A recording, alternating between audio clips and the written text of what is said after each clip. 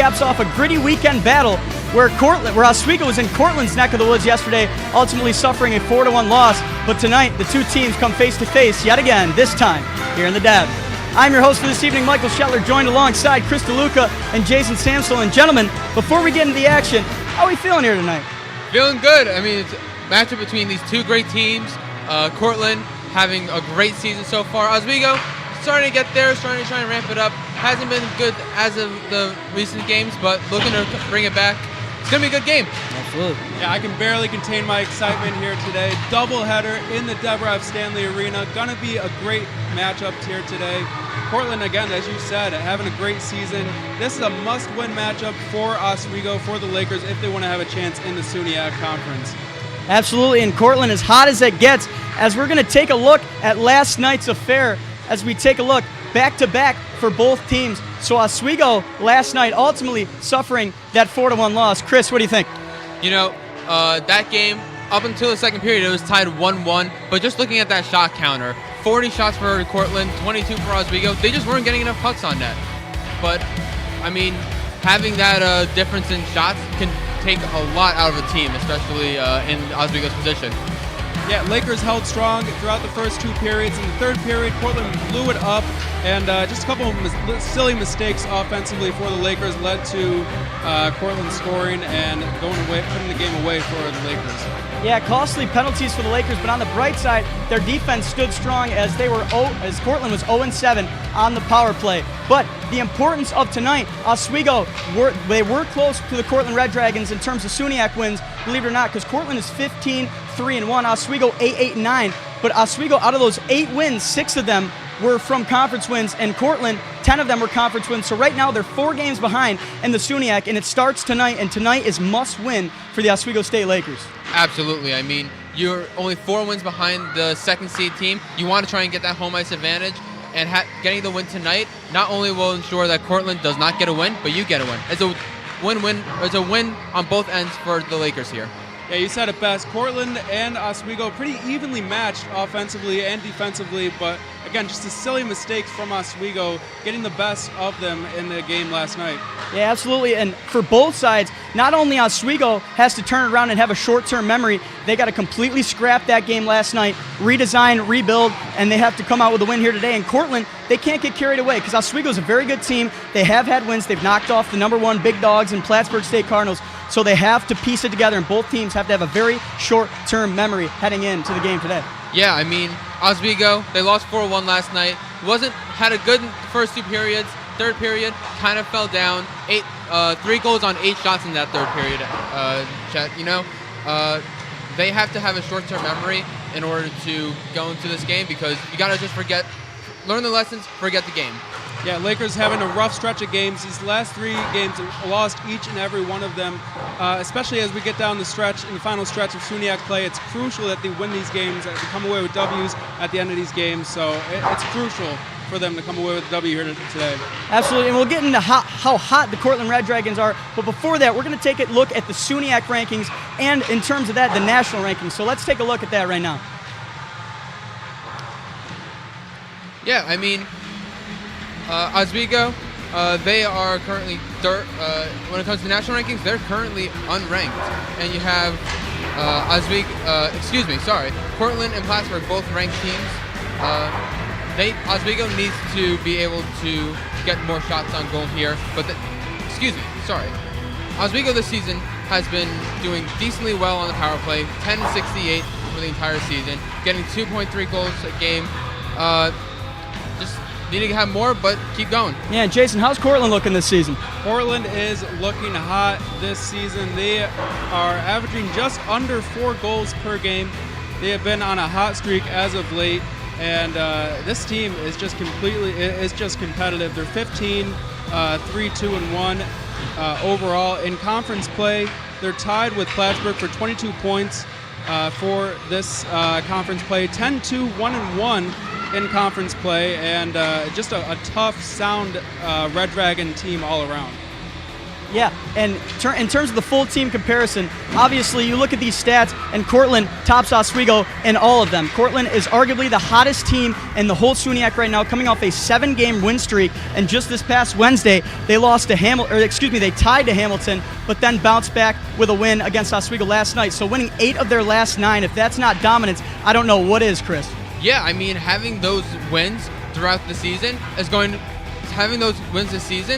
especially coming down the stretch here where there's going to be a lot more SUNYAC games, having those wins is so crucial for this team here. Absolutely, and with that, we're going to take a short break, but after that, we're going to take a look at the games going on around the SUNYAC. So stay tuned on the other side of the break here on WTOP 10. La la la la. Breathe. La la la la la la. La la la la. Trees.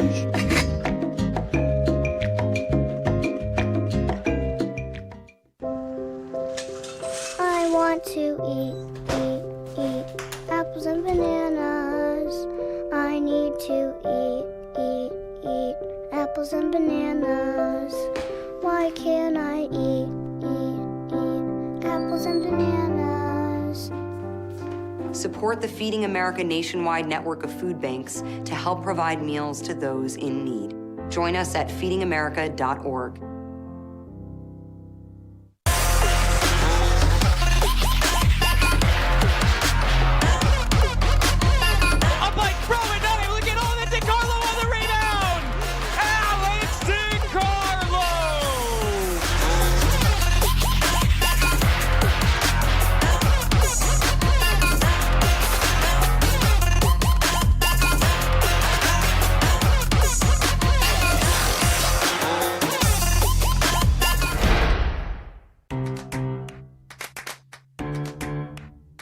We'll deep dive into our feelings in our Real Talk segment. Stay tuned because it's about to get real.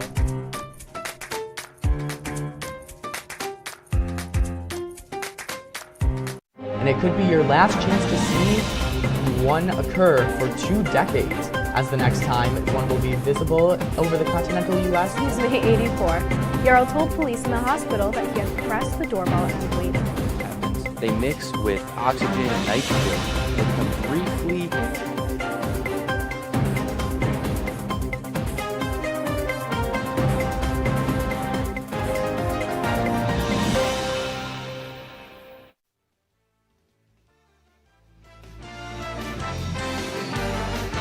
Welcome back to the pregame show for the SUNYAC matchup. In case you were just tuning in, I'm your host for this evening, Michael Shetler, joined alongside Chris DeLuca and Jason Samzel. And fellas, before we get into Around the SUNYAC, I want to take another look at the SUNYAC standings in the national poll real quick, because I want to make one note. So from the SUNYAC, you see Plattsburgh, Cortland, and Oswego all neck and neck. But the one difference is the national rankings. Plattsburgh is ranked 3 nationally, undisputed, the juggernauts of the SUNYAC Conference. And then Cortland sitting at number 15 in the national poll. And then Oswego just creeping up, but they're unranked. And then you look at the other teams, Canton, Potsdam, Morrisville, Buffalo State, nowhere to be found, lost in the shuffle nationally. So it's a big difference night and day between the SUNYAC standings and the national poll, Chris. Absolutely. I mean, you look, as you said before, Plattsburgh, juggernauts of the SUNYAC. They're ranked 3 in the nation, having only, and overall, not just in conference, only 17 goals against in 18 games played.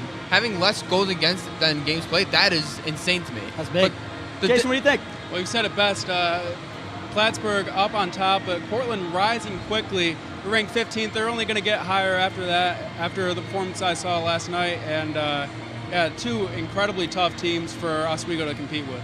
Absolutely, and this battle here in the Deb isn't the only battle going on, so let's take a look at the other games going on around the SUNYAC.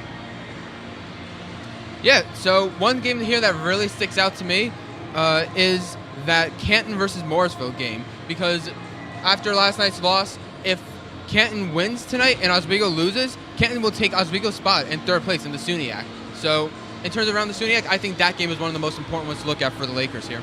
Yeah, very important matchup indeed. Williamsburg versus Plattsburgh, another good matchup here. Interesting to see how Plattsburgh will play here tonight, play there in Plattsburgh tonight. It's going to be a good matchup, I think. Williamsburg has a chance to upset maybe.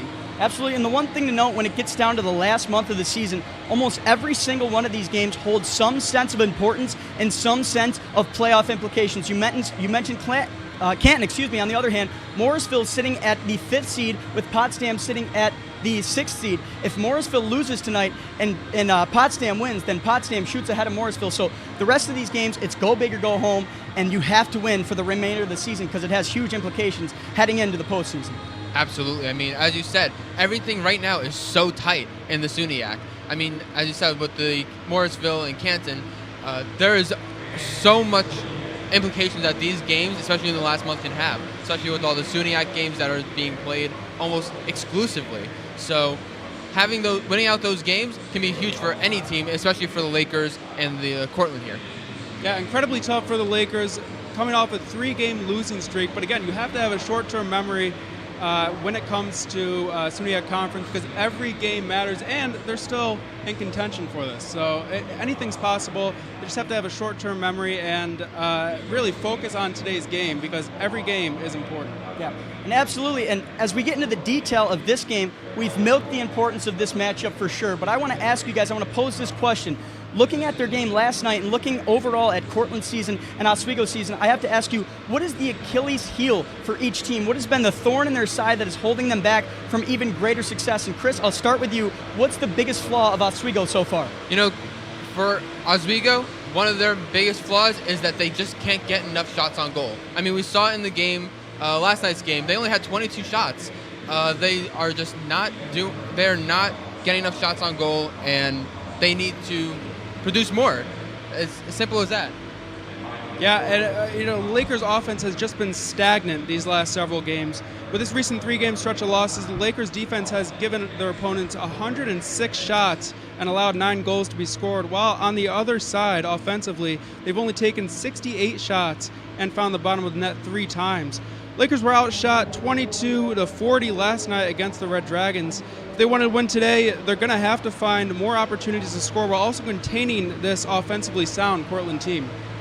Absolutely, and another thing I want to mention is penalties. Last night were absolutely shot themselves in the foot in penalties, and they cannot go out today and expect to get 7 penalties and that Cortland won't capitalize on a single one of them like they did last night. It's just not going to happen. Cortland's going to take advantage of everything, and they know exactly what they have to do to try to exploit the Oswego State Lakers. On the other hand, Oswego knows Cortland like the back of their hand now after playing just last night. They're fresh in their minds, so I'm sure that Mark Digby, head coach, designed a game plan here in the Deb with a home ice advantage to take advantage of Cortland's flaws as well. Yeah, to bounce off your point about penalties, throughout the first 2 periods, Lakers were down 3-5 on offense because of penalties, as a result of penalties. So very crucial. Now, they were fortunate to withstand an attack from Cortland several times last night, shorthanded. But again, you do not want to give this Cortland Red Dragon team chances to score, especially down a couple players.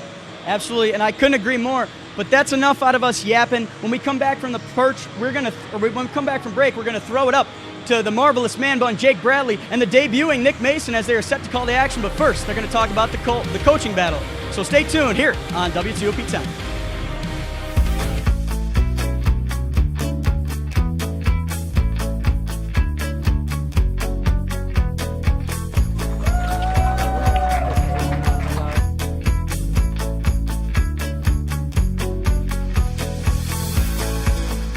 Jill told me it was Kitty from Glee. Yeah, what is it? Al Roker.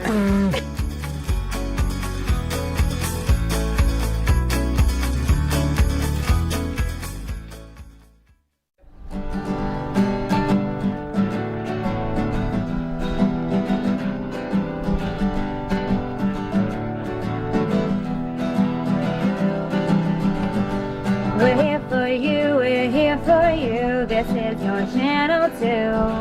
With sports and news and what to do, we're here for you. It's your TV, you're watching WTOP. Your TV, thanks for watching WTOP.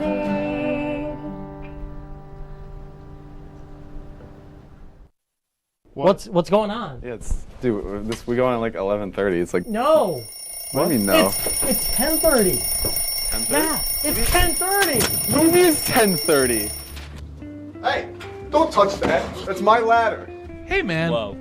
You know this book was already discounted 10%? Wow. Wow. Get a closer with that one. Broadcast news. Look at that. Can we go back inside? I want to sleep in the studio again.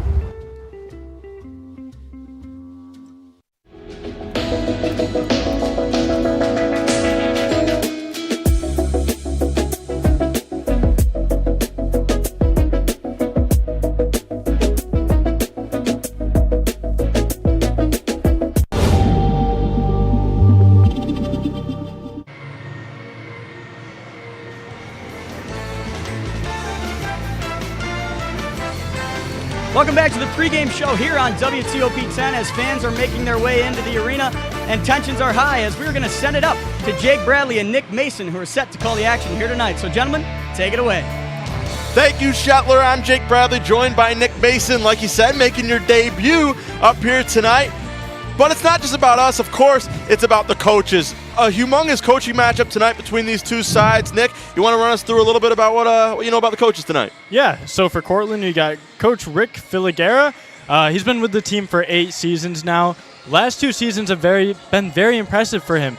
Went to the postseason, lost in the championship game, back-to-back years to Plattsburgh. Unfortunate endings, but he's been able to just take this team, do a lot of good things with it. Maybe he can win it this year, but we'll see. But on the other side, for Oswego, Coach Digby, this is his 5th season with the team. He's 0-2 in the playoffs in the last 2 years, so not as successful as Cortland, but he's still doing a good job making the postseason. Absolutely. One of the things that I want to mention here, Nick, is 2 years ago, you mentioned the 2 straight losses in the playoffs for Coach Digby. 2 years ago, it was this team, the Cortland Red Dragons, that handed Oswego that early exit from the playoffs. So both sides really going to rely on that coaching to step up. A lot of experiences from both sides. Of course, Coach Digby, a guy that's not only coached here at Oswego, but coached over at Brockport as well for a little bit. And, of course, Coach Rick Filigera also has a little bit of a repertoire behind his coaching experience as well. 2 great coaches, 2 great programs, and 2 great teams here tonight. But let's talk about the individuals. Let's talk a little bit about the players, the unsung heroes for both sides. I guess I'll start. Why not? I'm the one talking, so I might as well keep talking. We're going to start off with my unsung hero of this Cortland team. It's Jillian Hlasnick. She is 3rd on this team in scoring behind her older sister Mia and Danny Donegan, the captain. The stat there on your screen is something that stands out to me. 231 shot percentage. That's number 2 on the team, but it's 39 shots that she's done it in. Nick, that is an incredible statistic to have. You are converting on 23% of your shots that you're taking, and you've almost taken 40 shots. Those are some great numbers. Like I said, 2nd on the team in points. Certainly somebody that might not get her flowers in this team behind, of course, Mia Hlasnick and Danny Donegan, but somebody that certainly deserves them. Who do you got for Oswego? Yeah, for Oswego, I got Simone Bednarik.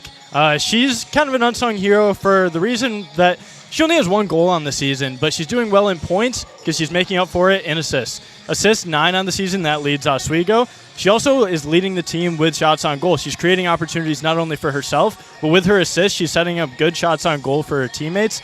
I think that's contributes to an unsung hero. That's a perfect definition. If you're going to be a good teammate, assisting, it goes on the stat sheet, says points too, and I think that's just as important. So Simone, she's the unsung hero for Oswego this season. I couldn't agree with you more. She's had a quiet but steady season this year for Simone Bednarik. One of the veterans on this Lakers team. We're going to have to see how she can contribute to this game today. But I happen to write down a couple keys on exactly how the teams themselves can perform and succeed in this one. We'll start off with Oswego. My number 1 key for Oswego, stay out of the box. 7 trips to the penalty box in yesterday's game for Oswego. This is a Cortland team that is number 1 in the SUNY on power play percentage. You cannot be giving them that sort of an advantage with such an offensive juggernaut like Cortland, especially being down a man. My second one, keep Cortland under 25. Now, what is that 25, you might ask? Shots. This team with 25 shots, they've lost 5 times, or 5 times they have not been they've not left the game with a W.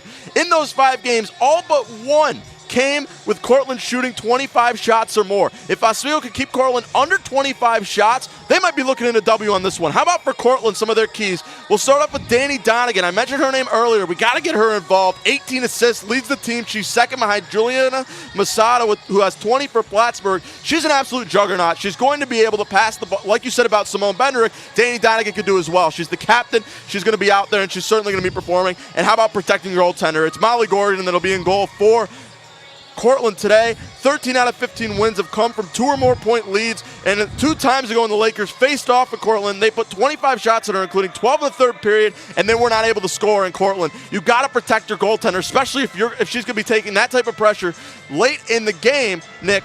You want to make sure you're giving her a little bit of pad, so in case one gets by her, it's not going to make or break the team. They got away with the tie a couple months ago, but now might not be the case. These teams are a little bit more veteran and a little bit more seasoned. But that's going to do it for us. We're going to send it down to the sideline with Mr. Kyle J. Spizak to give us more. Kyle, take it away. And thanks, guys. And as we mentioned, this is the second face-off between these two teams in the last 2 days, but this one a little bit different because it comes back home to the Deborah F. Stanley Ice Arena. One of the big things in this matchup that's going to go on is the home crowd being back in this contest. After winter break, no students were here, but this is the first return back to the Deb with students in the crowd. So how will that have an effect on it? Well, the Lakers at home so far this season, 5-3 on the year. So a very good home team. They've above that 500 point. They've really performed most of their better games here at home, only dropping games against Plattsburgh, Hamilton, and Utica when it comes to games inside the Deb.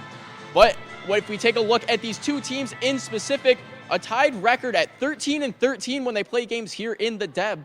But however, a 27-17-12 all-time record for the Lakers. So how will this fare against the Cortland Red Dragons that they did lose to last night? Well, if we take a look behind me, they do have one of the greatest stadiums in all of Division III hockey. So that plays a pretty big effect here on the game. When you have a good stadium, you have good vibes, it makes you want to play harder, faster, and better. And that's what we can expect from this Lakers team here today, playing really hard in the corners, grinding battles in the corners, getting pucks out front of the net, and banging home rebounds. And there hasn't been a win at home for the Lakers against the Cortland Red Dragons since November of last year. So the Lakers are coming out looking for that vengeance. We're going to throw it over to break real quick, but when we come back, the boys on the perch, they have the clicks, players, and puck drop. So don't go anywhere here on WTOP 10.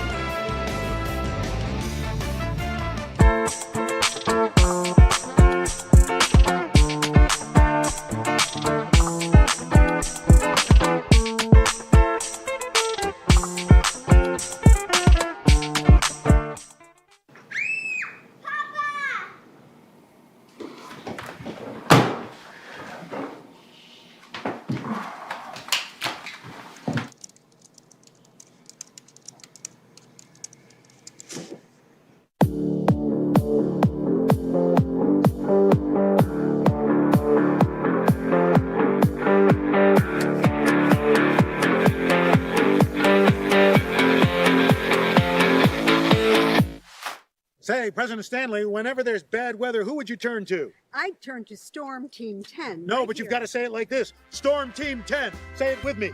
Storm Team 10.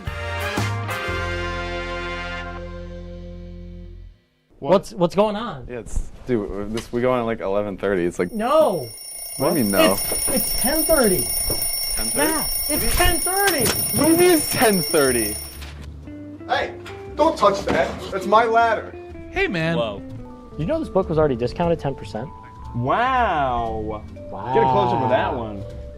Broadcast news. Look at that. Can we go back inside? I want to sleep in the studio again.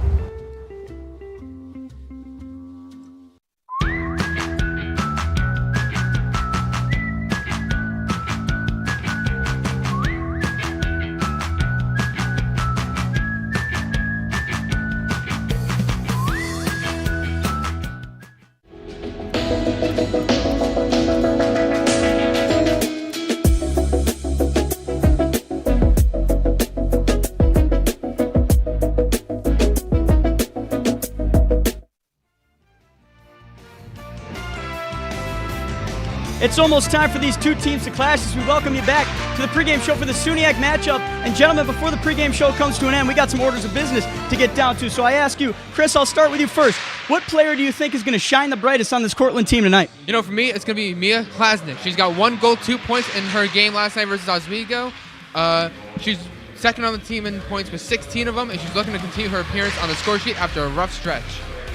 Well, my player to watch for looking on the other side, the Cortland, is Danny Donegan, number 2. Donegan is now second in the SUNY for assists with 18 and had a key assist late into the third period last night to put the game out of reach for the Lakers. This Red Dragon offense does a great job at distributing the puck, and Donegan is a big reason as to why.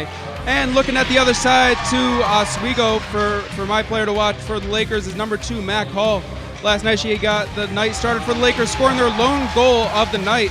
She, simply put it, is a game changer for Oswego. She's tied for third in scoring in SUNY. If they're going to win tonight, she's going to have to step up here today like she's done all season. Yep, I couldn't agree more. We'll see if you can predict into the future, but it's almost time to wrap this party up. But one last order of business, we got to drop some picks. So, Jason, what's your picks and what's your score prediction here tonight? I have the Lakers 1-0 tonight. And for me, I got Oswego 3-1. I hate to be the bearer of bad news, and I don't normally do this, but I think the Red Dragons are going to breathe fire on the ice tonight. I'm taking Cortland 4-2. But that's it for the pregame show. Thank you all for watching, and we're going to set it up to Jacob Bradley and Nick Mason, who's ready to call the action. So thank you for watching, and see us at the end of the break. What's going on? Dude, we go on at like 11:30. It's like No. What do you mean no? It's 10:30. 10:30? Yeah, it's 10:30. What do you mean it's 10:30? Hey, don't touch that. That's my ladder. Hey, man. Whoa. You know this book was already discounted 10%? Wow. Wow. Get a closer for that one. Broadcast news. Look at that. Can we go back inside? I want to sleep in the studio again.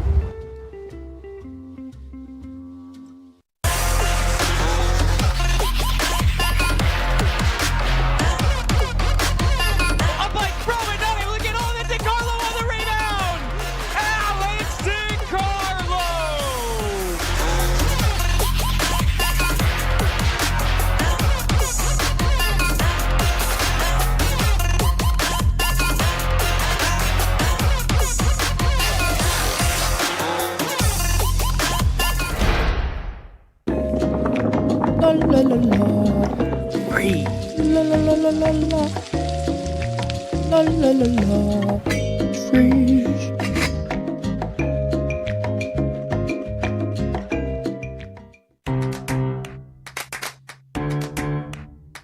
We'll deep dive into our feelings in our Real Talk segment. Stay tuned because it's about to get real.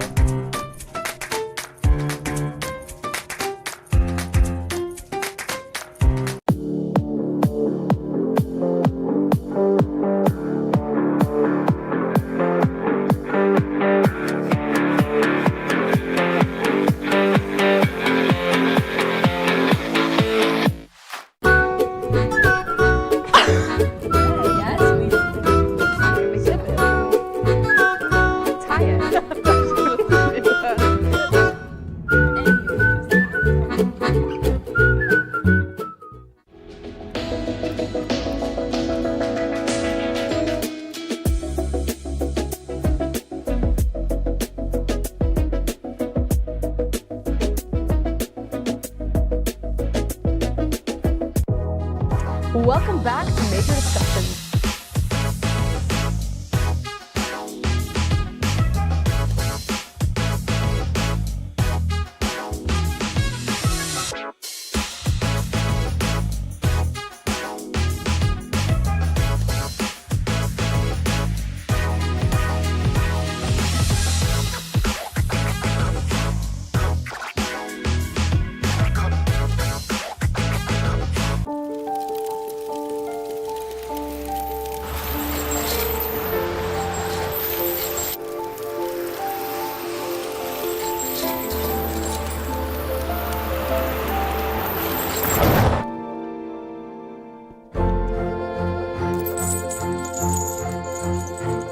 Did you know dragging chains can spark a wildfire? Only you can prevent wildfires. When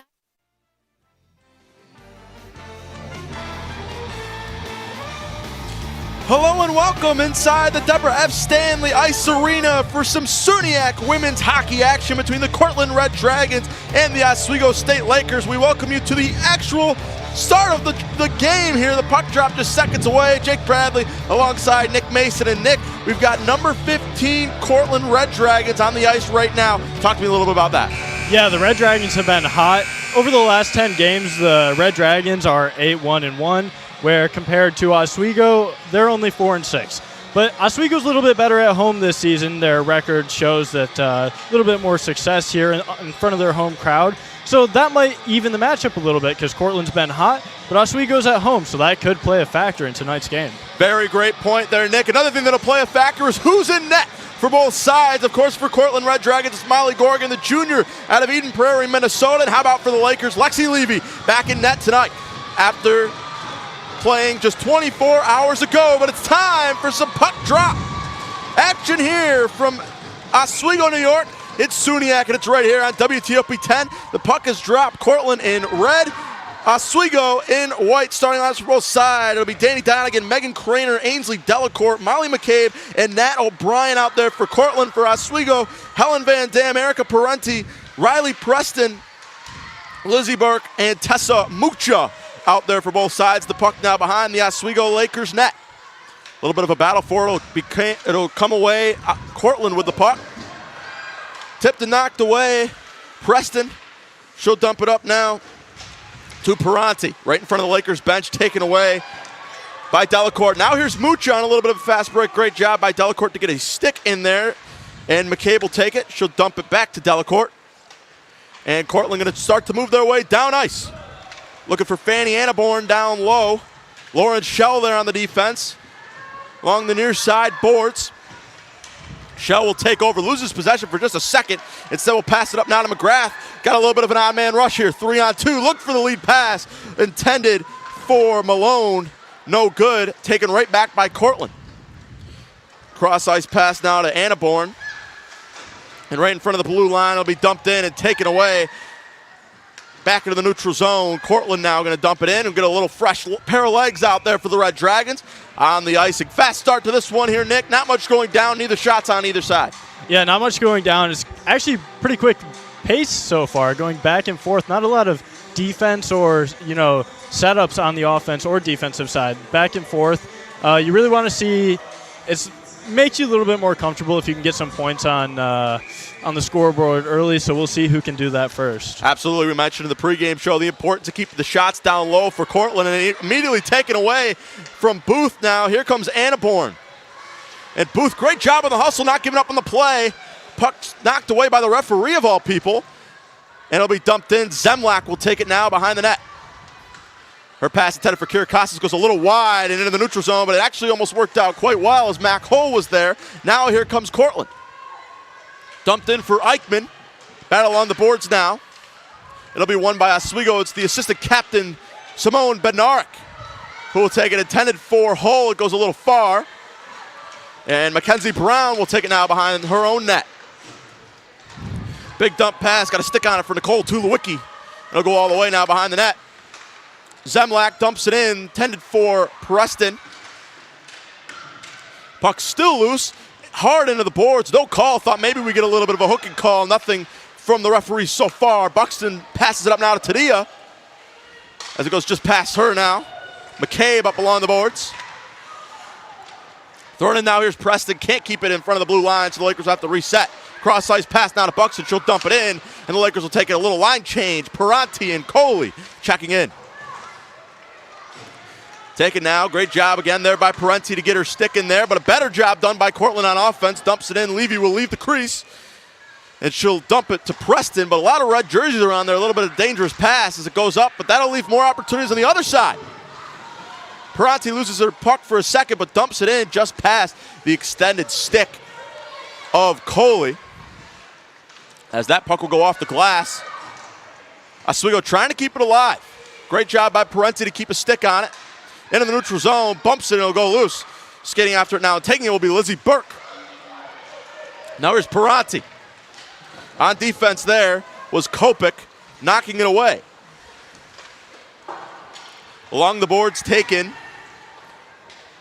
by McGrath, the lead goal scorer on this team. Trying to make a play happen. Knocked into the boards, taken away by Cortland. A little bit more of a tangle up down low. Again, no call. Referee's letting him play early on. Now here's Kramer. Kramer going to work with Pethrick. Zemlak now going to dump it in, intended for Pethrick. and taken away again by Kramer. Knocked into the boards. Petherick dumps it into McGrath. Great lead pass, can't handle it though. On the other end by Corbett. Coming out of net is Gorgon. Kind of dumps it in. Cortland all over it though. Bednarik got a stick on it. Now Petherick will take it in the neutral zone. And it'll be dumped in by Corbett. Bednarik now. Hits Zemlak. And a nice job by Kramer to get a stick on it. She'll dump it in on net. Easy knock away there by Levy. On the rebound, that was Donegan.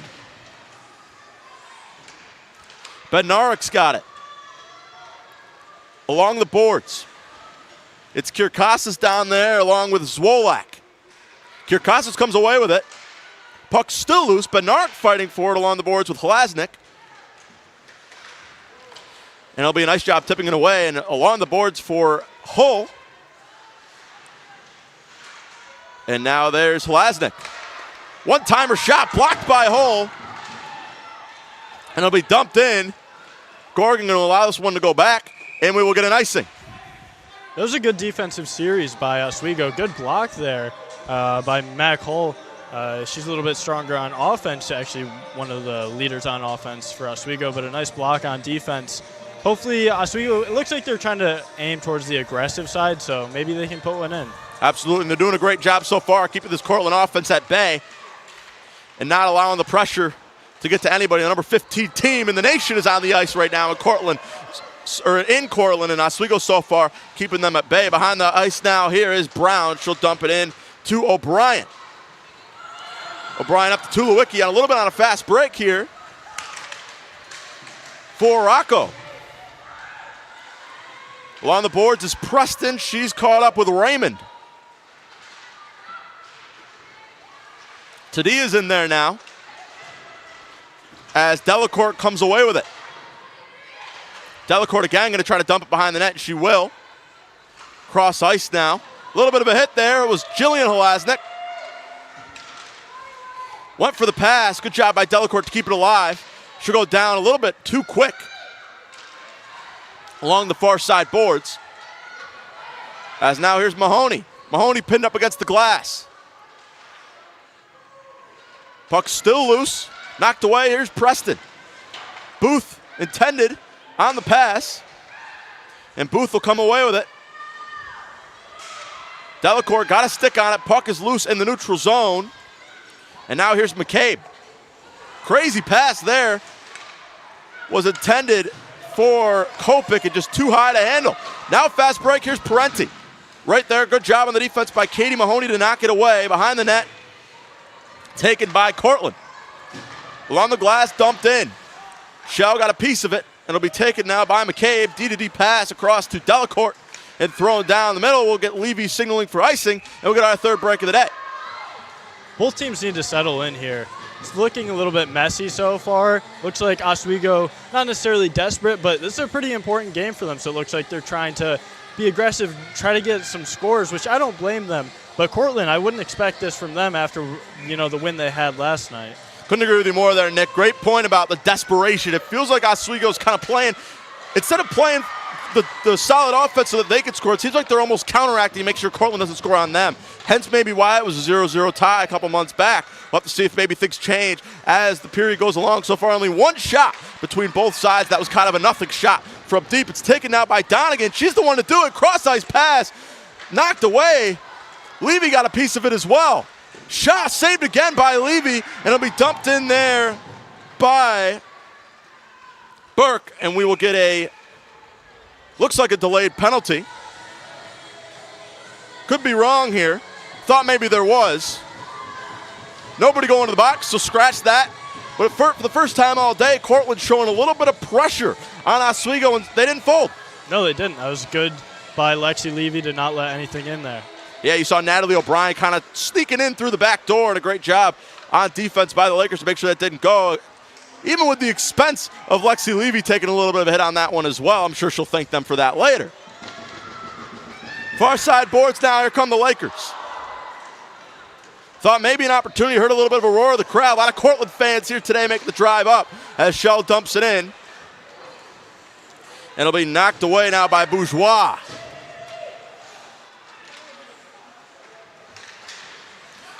Dangerous pass there, taken away. Oswego on the shot. Great job there on defense by Donegan to get a stick on it. It was a wide open opportunity for Malone, and Donegan was right there on defense to prevent any sort of clean action. Along the boards now, here's Pethrick, the extra skater. She was intended for Corbett. A little long, McGrath on the other side. Puck still loose. As Cortland will come away with it. It's Bourgeois. She'll dump it in now. Pethrick's going to go chase it all the way to the other side. Levy's going to actually leave the blue, and she'll dump it in now to Kyrkosas. They're moving quick. They got him on the back foot on the line change. Here comes Kyrkosas. She'll lose the stick, and now it's the other way. Cortland on the fast break. It'll be dumped in by Annaborn. Almost disaster for both sides, but nothing will come of either one. As here's Kyrkosas battling it around with Annaborn. Knocked into the wall, there goes Zemlak. And now Bednarik will take it. She's faced a little bit of pressure, gets around it all. She'll lose it, though, in the way of the referee. Looked for the pass to Kyrkosas, knocked away. Great job again on defense, but Preston keeps it alive at the far side. Moving quickly now, here's Cortland, going to bang it against the glass. It went down, no call. A clean pass, or clean tip, says the far side official. And now Tadia hits it off of a skate of a Cortland player. It's still live. Cortland does not need to return back to the neutral zone on that one. As now here comes Oswego. Tadia's got it. Great pass behind the back now to Buxton, who will dump it in. On the chase now is Muller. Muller got a stick on it. Now she's got possession. Taken away now by Tulowiecki. Tulowiecki got the stick on her. No call once again. Both people go down. Referee's letting them play early on. Scrum along the far side boards. As it's Muller along with Tulowiecki. The Lakers will come away with it. As Tadia, taken by Shell. Shot saved by Gorgon. An eye for the puck there, Nick. Yeah, that was a good shot on goal. Couldn't find an open spot in the net, but finally some good quality shots coming in. Some good looks, but also good defense. It looks like both teams are starting to play a little bit more put together. Absolutely. You saw right there a lot of traffic in front of the net, and Molly Gorgon a great job to keep her eyes centered on the puck and wind up coming away with it. It could be difficult to lose sight and lose focus, but Molly Gorgon, somebody who's been doing this for too long to lose some focus. And a great save by her there, her first of the night. And now Preston's got it. Puck's still loose. Gorgon to come out of net. It's a little dangerous. She's found on her stomach there. Oswego not able to capitalize on the rebound. Behind the net now, here's Peranti. Knocked up with the stick and saved with the glove by Molly Gorgon again. And we talk about the veteran instinct right there. It was on display. Yeah, Molly, she actually very good this season. But recently, I want to note that she was part of the SUNYAC Goalie of the Week last week. She's hosted 4 shutouts this season. Wow. So you can expect some good goalie play from her tonight. Absolutely. Only one person stands in her way when it comes to goal against and save percentage, and it's Oswego backup goalie today, Hannah Skavnak, who actually finds herself on top of the SUNYAC. Regardless, Gorgon's certainly proven one of the best in the SUNYAC this year. Stick goes a little high. Preston will take it. Corbett knocked right into the boards, right around the entrance. They'd be looking for a call. Nothing there. Potential boarding. But again, the referee's letting them play. Puck still loose. Peranti behind the net. Taken away by O'Brien. And it's a little dump and chase. Levy going to let the icing go. And a great awareness there, again, to not just let them get that fast break. Yeah, that was smart on her. Let them reset. Let them have just be able to gather and have a better opportunity to put together a good offensive series here. Absolutely. It's always that danger if you leave the net, especially with a lot of people going. There could even be some late contact. You don't want the puck to loose. And worst case scenario, you don't want it to go over that red line and score. Because Cortland has proven in the past, like you said, 4 shutouts. They got somebody in net that isn't too fond of letting goals by them. As now it'll be dumped in. Now here's Shell on the chase. A lot of white for her to work with. Pass it up to Kirkostas. Turned over. Delacourt got a stick on it. She comes away with it. She'll dump in. Levy will field it on the one bounce and cover it up for another break in the action. A lot to talk about here early on. We're just about 12 minutes into this one. 8:04 on the clock here. Still no score. 5 total shots. Just been a lot of dump and dive from either side. Kind of worried to get something started. As the puck is dropped, and it'll be won by Oswego. Bednarik was there to win the faceoff. Cortland's trying to smother him there, almost a press applied. As Kirkostas going to chase after it, Delacourt bangs it off the wall. Great job there on defense by Pethrick to just get a stick on it, preventing a fast break opportunity for Annaborn, somebody who scored in last night's game. Now Bednarik going to go on the chase. Still in the neutral zone. Taken away, here's Kirkostas. Pethrick. She looks up against the glass now for Hull. Backed away, head first into the glass there. Everybody's all right, though, it looks. Turnover, big-time opportunity. Everybody falls down. No call on the shot. Great save by Levy, knocked away. Rebound, Delacourt, far right. And some more pressure here. It's still on. Puck still loose in front of the net. As now Kirkostas is going to work on it. Taken right back, though, by Eichmann. Eichmann going to go across to Delacourt. One-time shot, looked for the back door. It was intended for Tulowiecki. It'll go wide. Delacourt again, going to try to run a play. She'll go back down to Eichmann. Along the glass, here's Hull. Hull going to bang it off the boards, and now she's going to go on the chase. She goes down in an attempt to keep the puck alive. Cortland's going to take it back. Another dive now. Here comes Van Dam. She'll dump. We had a couple fresh legs, actually a full new line in for the Lakers.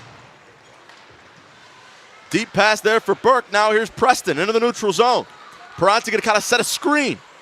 She'll get a dump behind. Peranti, look to the back door. Opportunity. She'll score! Riley Preston was there, and the goal will go to her. Just to kind of, hey, how are you, over the shoulder, and she finds the net.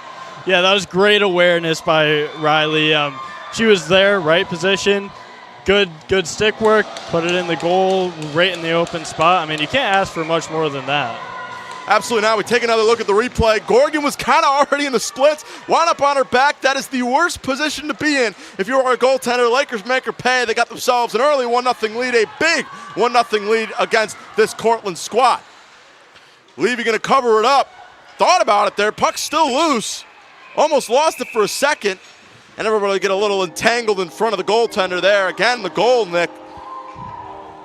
Perfect start for the Lakers. Yeah, something important about that goal is Cortland was just pressing the Oswego defense pretty hard there. Had a few good shots on goal. So from being able to take that around and from maybe risking a goal getting scored on Oswego to scoring your own goal on Cortland, and a nationally ranked team like that, that's huge for the first period. Absolutely a great spot for the Lakers to be in today. Humongous entangle there. As now Bro will throw it down to Kramer. Now there's Donegan. Big hit into the boards. No call there. That rattled. Still hit. We got to get something there. Nothing. The referee's just letting them play. Thought maybe we were looking at our first penalty of the game.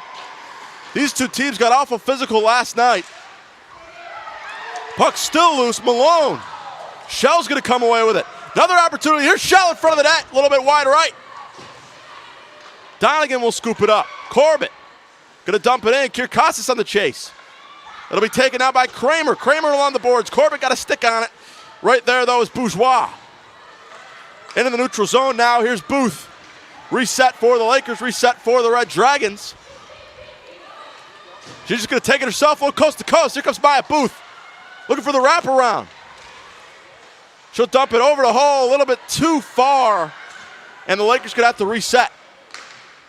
Bednarik got a stick on it. Still kept alive. Hole. Bednarik's got it. The shot will be blocked again. Puck's still loose. Oswego going to take it. Hull's got possession. She'll throw it back now to Bednarik. Bednarik on the shot. Glove save by Molly Gorgon. Let's set it down to the sideline. Kyle Spizak's down there. Kyle, what do you got?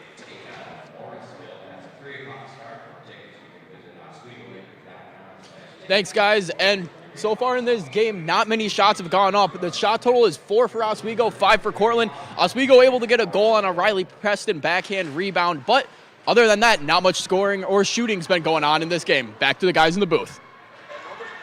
Better's got a better view down there than Kyle Spizak. He saw that goal right down there, so great analysis from him. As we pick things up, 4 minutes, 23 seconds remain in this first period of action, man, as we get another icing. And Cortland, now they're finding themselves back on the ropes. I know there's so much hockey to play left, Nick, but so far, they haven't been able to capitalize on much. There's a long game left, so you can't take one goal for granted, but it's good for Oswego. Like I said earlier in the broadcast, Oswego's a home team. They play better at home, so I was kind of expecting Oswego to put on a little bit of a show for their home crowd. Gotta love it. Good crowd here tonight. Of course, the first of our doubleheader today, the men in action later on tonight against Morrisville. You can find that coverage right here at WTOP 10. Now here's Buxton. Buxton on the shot. Gorgon, kind of a knuckler there, and she winds up going out of the net to wind up making the save there. Molly Gorgon not going to get fooled twice, it seems like here, Nick. No, that was, good awareness all around there. Some shots on goal, which is always fun to watch. Absolutely. Tied up 5 apiece when it comes to the shot department. Oswego, though, has found the net once. And now here comes Buxton. Puck still loose in front. Big hit. Again, no call. A little bit of an uproar here from the Lakers bench. If you're Cortland, you might be a little nervous here because Oswego's just beating you. Just beating you on the offensive side. I mean, they're getting a lot of shots. They're getting a lot of opportunities. The puck is on Cortland's end of the ice for a lot of the time right now. So Cortland's got to make some defensive changes. Absolutely. Oswego's been finding some holes in a defense that doesn't have too many. As now here comes Cortland. Moving down the ice now, here's Copen. She'll get knocked into the boards. On the move now, here comes Burke. She'll dump and chase.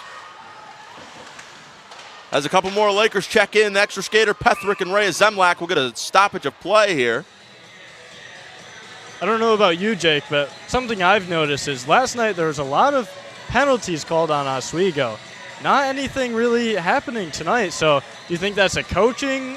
You think the coach talked to him about that, Coach Digby, or do you think that's just the players maybe settling into the home ice? I think it's a little bit of both. I think, of course, if you let you have 7 penalties in a game, that's going to be one of the talks from the coaching staff, regardless whether you win or lose. You're going to be talking about the 7 penalties. So I think there's that inaccountable. Also, too, so far nothing's been called. I think there's been plenty of opportunities for penalties. We've seen right here in front of us. Coach Digby has been a little bit upset with a couple things as well. On the other side, with Coach Rick Filgera, he's been a little upset every once in a while as well. So I think the referees so far, they've just been letting them play. Of course, it goes down to the officiating staff, what they view as a penalty and what they don't.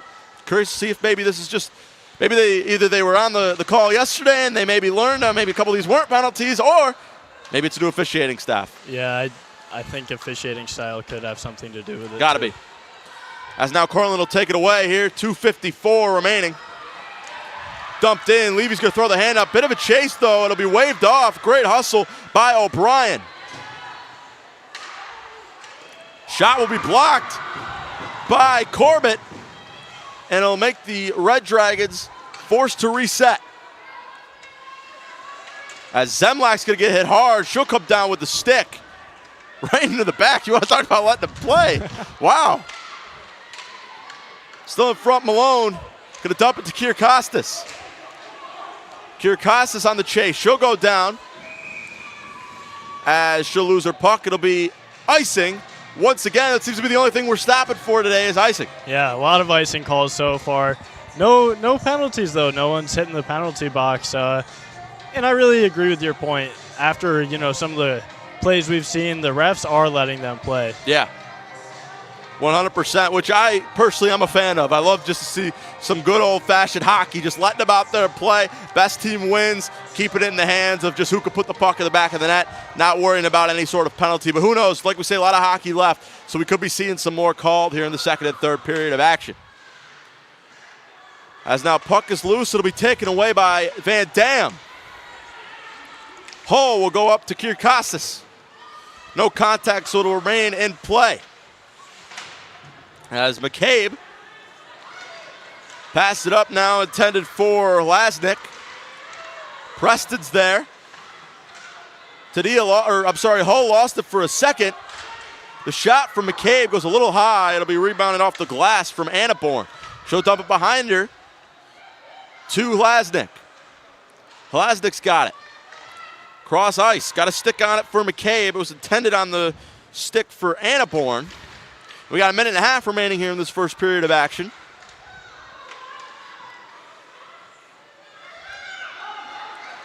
Lasnik lost the puck now. Here come the Lakers. Hull's got it. She'll go off the glass and look for the chase, but we'll get a fresh pair of legs here for the final time, I assume, in this first period. As again, it'll be dumped and chased by Coley. Coley, pass intended, picked off by Cortland. The shot, stick saved by Levy. Burke now fighting for it with Raymond. Puck still loose. Great job there on the defense by Shell to tie up Tulowiecki and not allow her to get that back door. Now here come the Lakers. One-time shot saved with the pads by Gorgon. Now here comes Lasnik. 35 seconds remain. Zemlak the first to touch it on the Lakers' end. Mucha's got it. She'll dump it, and the chase will come from Parenti. Parenti turns it to McGrath. McGrath gets around, 20 seconds remain. McGrath on the shot. Deep save there by Gorgon. She kind of caught it in between the legs rather than in front. And I'm sure she might be doing a little sigh of relief right now. That was close. Yeah, just fast enough to stop that. We want Oswego. If you're Oswego, you want to keep your momentum going into the end of the period here. So let's see what they can do in the last 15. Absolutely. Maybe one more time for the Lakers to put off a shot with about 10 seconds remaining. Cortland just looking to let the half play out. As Brown is going to be pinned up against the glass. That's just about going to do it for our first period of play. The horn sounds. A little bit of pushing and shoving from both sides here. Cortland getting a little frisky down there. But listen, 20 minutes down. 1-0 Oswego on top. Nick, give me your quick thoughts here on this first period of action. I think Cortland's got to be frustrated here. I mean, no points against Oswego. This game is, to this point, it's playing out very similar to last night's matchup when they played in Cortland. Oswego had one going into the first period. Cortland had no points. Cortland obviously decided to come back. The only difference is the penalties. There are potential penalty calls, but they're not being called. I think it's playing out similarly, but Cortland going into the period, I think their coach is going to have a talk about maybe some intensity. Absolutely, intensity. Both these teams have come out pretty strong. Lakers the only team to find the back of the net. The lack of shots, though, Nick, got to be concerning for both sides. Yeah, definitely for both sides. It seems like Oswego's had a few more quality shots, but Cortland's got a few. Not a ton of good shots all around, though. We'll have to see if history repeats itself. Before we go to break, let's send it down. Kyle Spizak, he's down there with Riley Preston. Kyle, take it away. Thanks, guys, and I'm ringside here with Riley Preston, the first goal scorer of the game so far. And Riley, you got a rebound that bounced out in front. You're able to get down the backhand, shelf it top shelf. How's that feel to get it going? And can you walk me through that play a little bit? Yeah, I was driving wide into the zone, and I saw Erica Parenti behind me, and I dished it to her. She knew I was driving to the net, so she just shot it at the net, and I got that rebound. I mean, playing against a fast team like Cortland, you got to be willing to get to the net quick and just do what it takes to put the puck in the net, so it felt pretty good. And that's the first Gino on the year for you. How's it feel to break the seal and get things going? Pretty good. I mean, it took a little bit, but I think it's just good to get some momentum going for not just me, but for the whole team. It's good in a game like this, and you know it's going to be competitive. Getting the first goal can really change the pace of the game. And any thoughts going into period two? I think we just got to work hard in the offensive zone and work even harder in the D zone. That's all I got. Awesome. Thanks, Riley. Good job, Riley. Kyle. Some great words down there. The lone Lakers goal scorer, Riley Preston. We'll have to see if history can repeat itself all over again. But we're going to take a quick break. On the other side, we're going to throw it to the intermission report with Michael Shetler, Chris DeLuca, Jason Samsel. You won't want to miss it. It's coming up in 2. We'll be right back on WTOP 10. La la la la. Breathe. La la la la la la. La la la la. Freeze.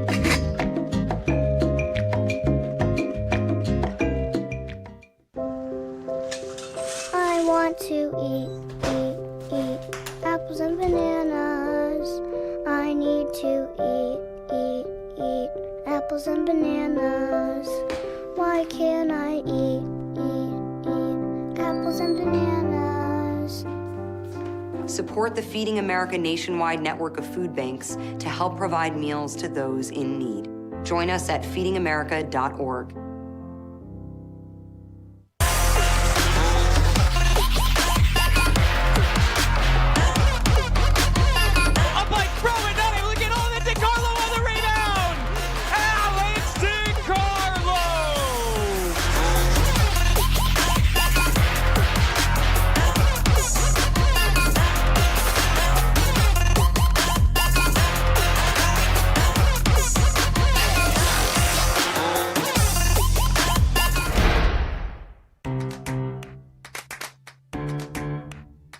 We'll deep dive into our feelings in our Real Talk segment. Stay tuned because it's about to get real.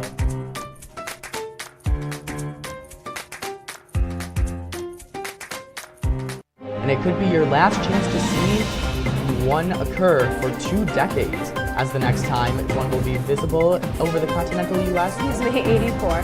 Yarrow told police in the hospital that he had pressed the doorbell and waited.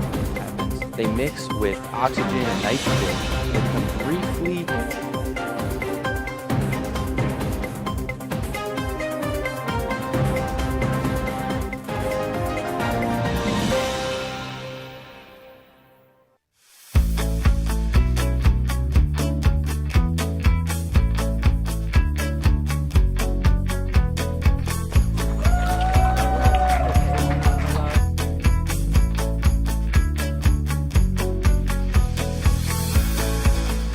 Jill told me it was Kitty from Glee. Yeah, what is it? It's Al Roker.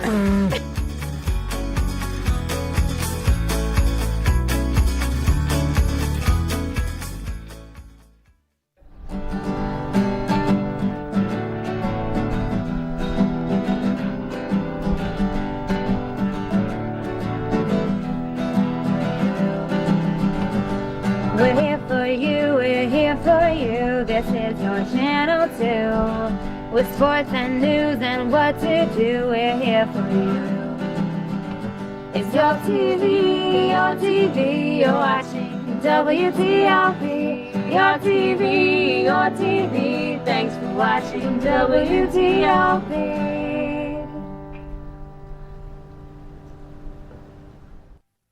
What's going on? Yeah, we go on at like 11:30. It's like No. What do you mean no? It's 10:30. 10:30? Yeah, it's 10:30. What do you mean it's 10:30? Hey, don't touch that. That's my ladder. Hey, man. Whoa. You know this book was already discounted 10%? Wow. Get a close up of that one. Matthew, news. Look at that. Can we go back inside? I want to sleep in the studio again.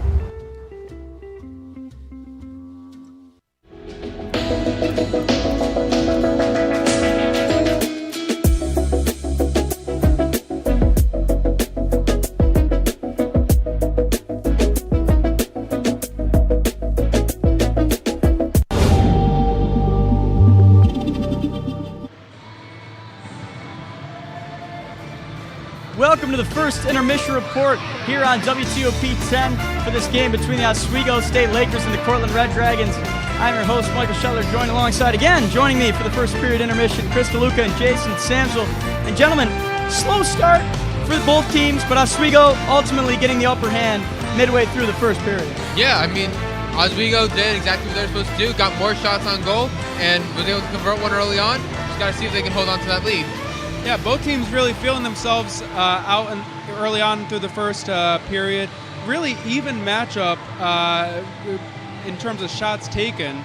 Both teams, Lakers took 14 shots, Red Dragons took 15 shots, but it was just a really good game offensively. Absolutely, and you got into it a little bit, but we're going to go ahead and look at the first period summary here, so let's take a look right now. Yeah, so as you can see here, showing on the screen, a lot of gritty shots to the goal, trying to get down and deep, just driving to the net. that is what you have to do in order to win hockey games. You got to get in deep, get shots on net, and both teams here really fulfilled that goal to its fullest. Now, obviously, Oswego already got the first goal. Cortland's still looking for their first, but the way that both teams are playing it, like, keep playing like that, you guys are going to get shots on net, and as you can see here, pucks in the net. Yeah, and you can tell that this this game means something to both teams. The physicality from both sides, just incredible, and a lot of respect to the refs for letting them play on. You can see here, again, just even matchup overall. 9 shots, Lakers taken. And an important thing is the Lakers getting to the net early on. 14 shots they've taken already. Last night, they had 22 shots all game. Absolutely, and as we talk about the momentum, as the momentum has shifted, it shifted with 6:22 left in the first period when Riley Preston was able to get a goal in the back of the net, assisted by Parenti. So talk me through the momentum shift and talk me through that goal altogether, Chris. Well, obviously after last night, the Lakers are probably very bitter. They want to get their revenge. They want to try and get going early on, grab hold of the game, and just run with it. And that's exactly what they did with that first goal. Getting the shot on, just trying to trying to get shots on the net and just getting one in early on. That's going to be huge for their momentum. And as Preston said when she was being interviewed, finding the net early was so important for them. And you could see it, the Lakers being aggressive, seeking the net early on. And again, just the aggressiveness from the Lakers offensively is key here. And one thing I want to ask you before we get into the goalie matchup, the refs are letting these two teams play, so I have to pose you this question. Is it aggression or is it somewhat sloppiness? Because we saw a lot of turnovers on both ends of the game. So when does aggression come into play, and when does that aggression kind of fade into sloppy play? You know, at least the way I see it, physicality on both teams is always a must in a hockey game. And both these teams are showing it early on. They're getting very gritty, as I said before, very gritty, laying out the body, laying out checks. But as you said, a lot of turnovers as well. So both teams really have to find that balance between being physical and not being sloppy. I think early on it was sloppiness for both teams. Again, a short turnaround for both teams, just playing last night. But as the game developed into the late period, it was a really physical game for both sides. So. Absolutely, and with that, I want to transition into a kind of get-back game for goalie Lexi Levy, who let up 4 goals in last contest, was kind of, down, but came back tonight in this first period, has had a 100% save percentage off of 7 shots, and she's looking very, very good here tonight. Levy is standing right on her head. She is making sure no puck gets into that net. Overall, she's been outstanding this game. Yeah, never easy going, giving up 4 goals the night before, but Levy has just been incredible. She's just been a wall for Oswego on the net and just doing a great job so far.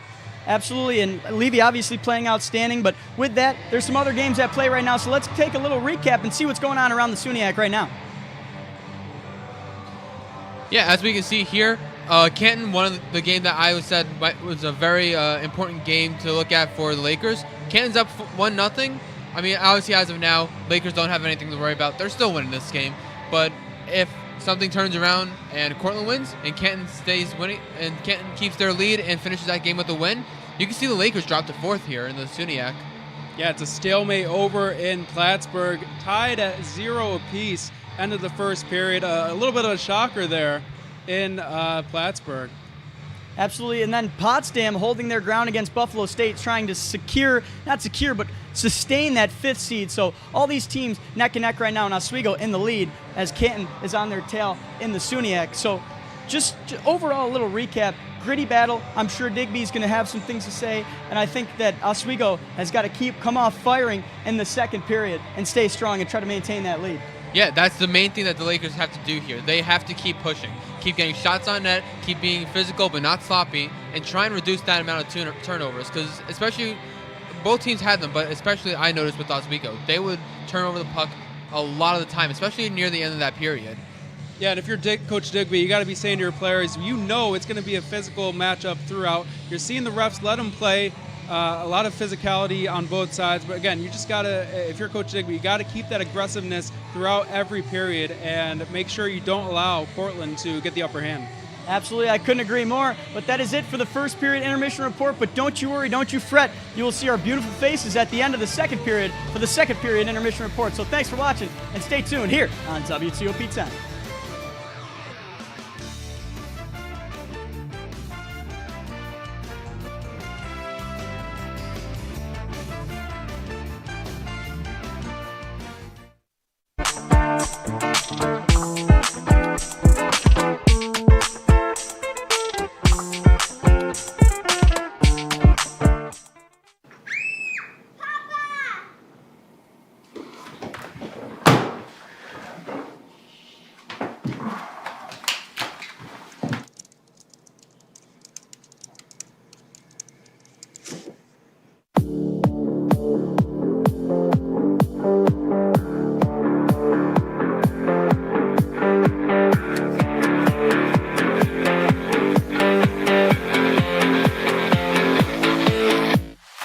Say, President Stanley, whenever there's bad weather, who would you turn to? I'd turn to Storm Team 10. No, but you've got to say it like this. Storm Team 10. Say it with me.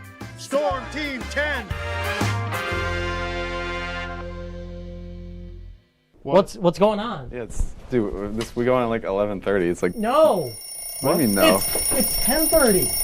10:30? Yeah, it's 10:30. What do you mean it's 10:30? Hey, don't touch that. That's my ladder. Hey, man. Whoa. You know this book was already discounted 10%? Wow. Get a close up with that one. Matthew, news. Look at that. Can we go back inside? I want to sleep in the studio again.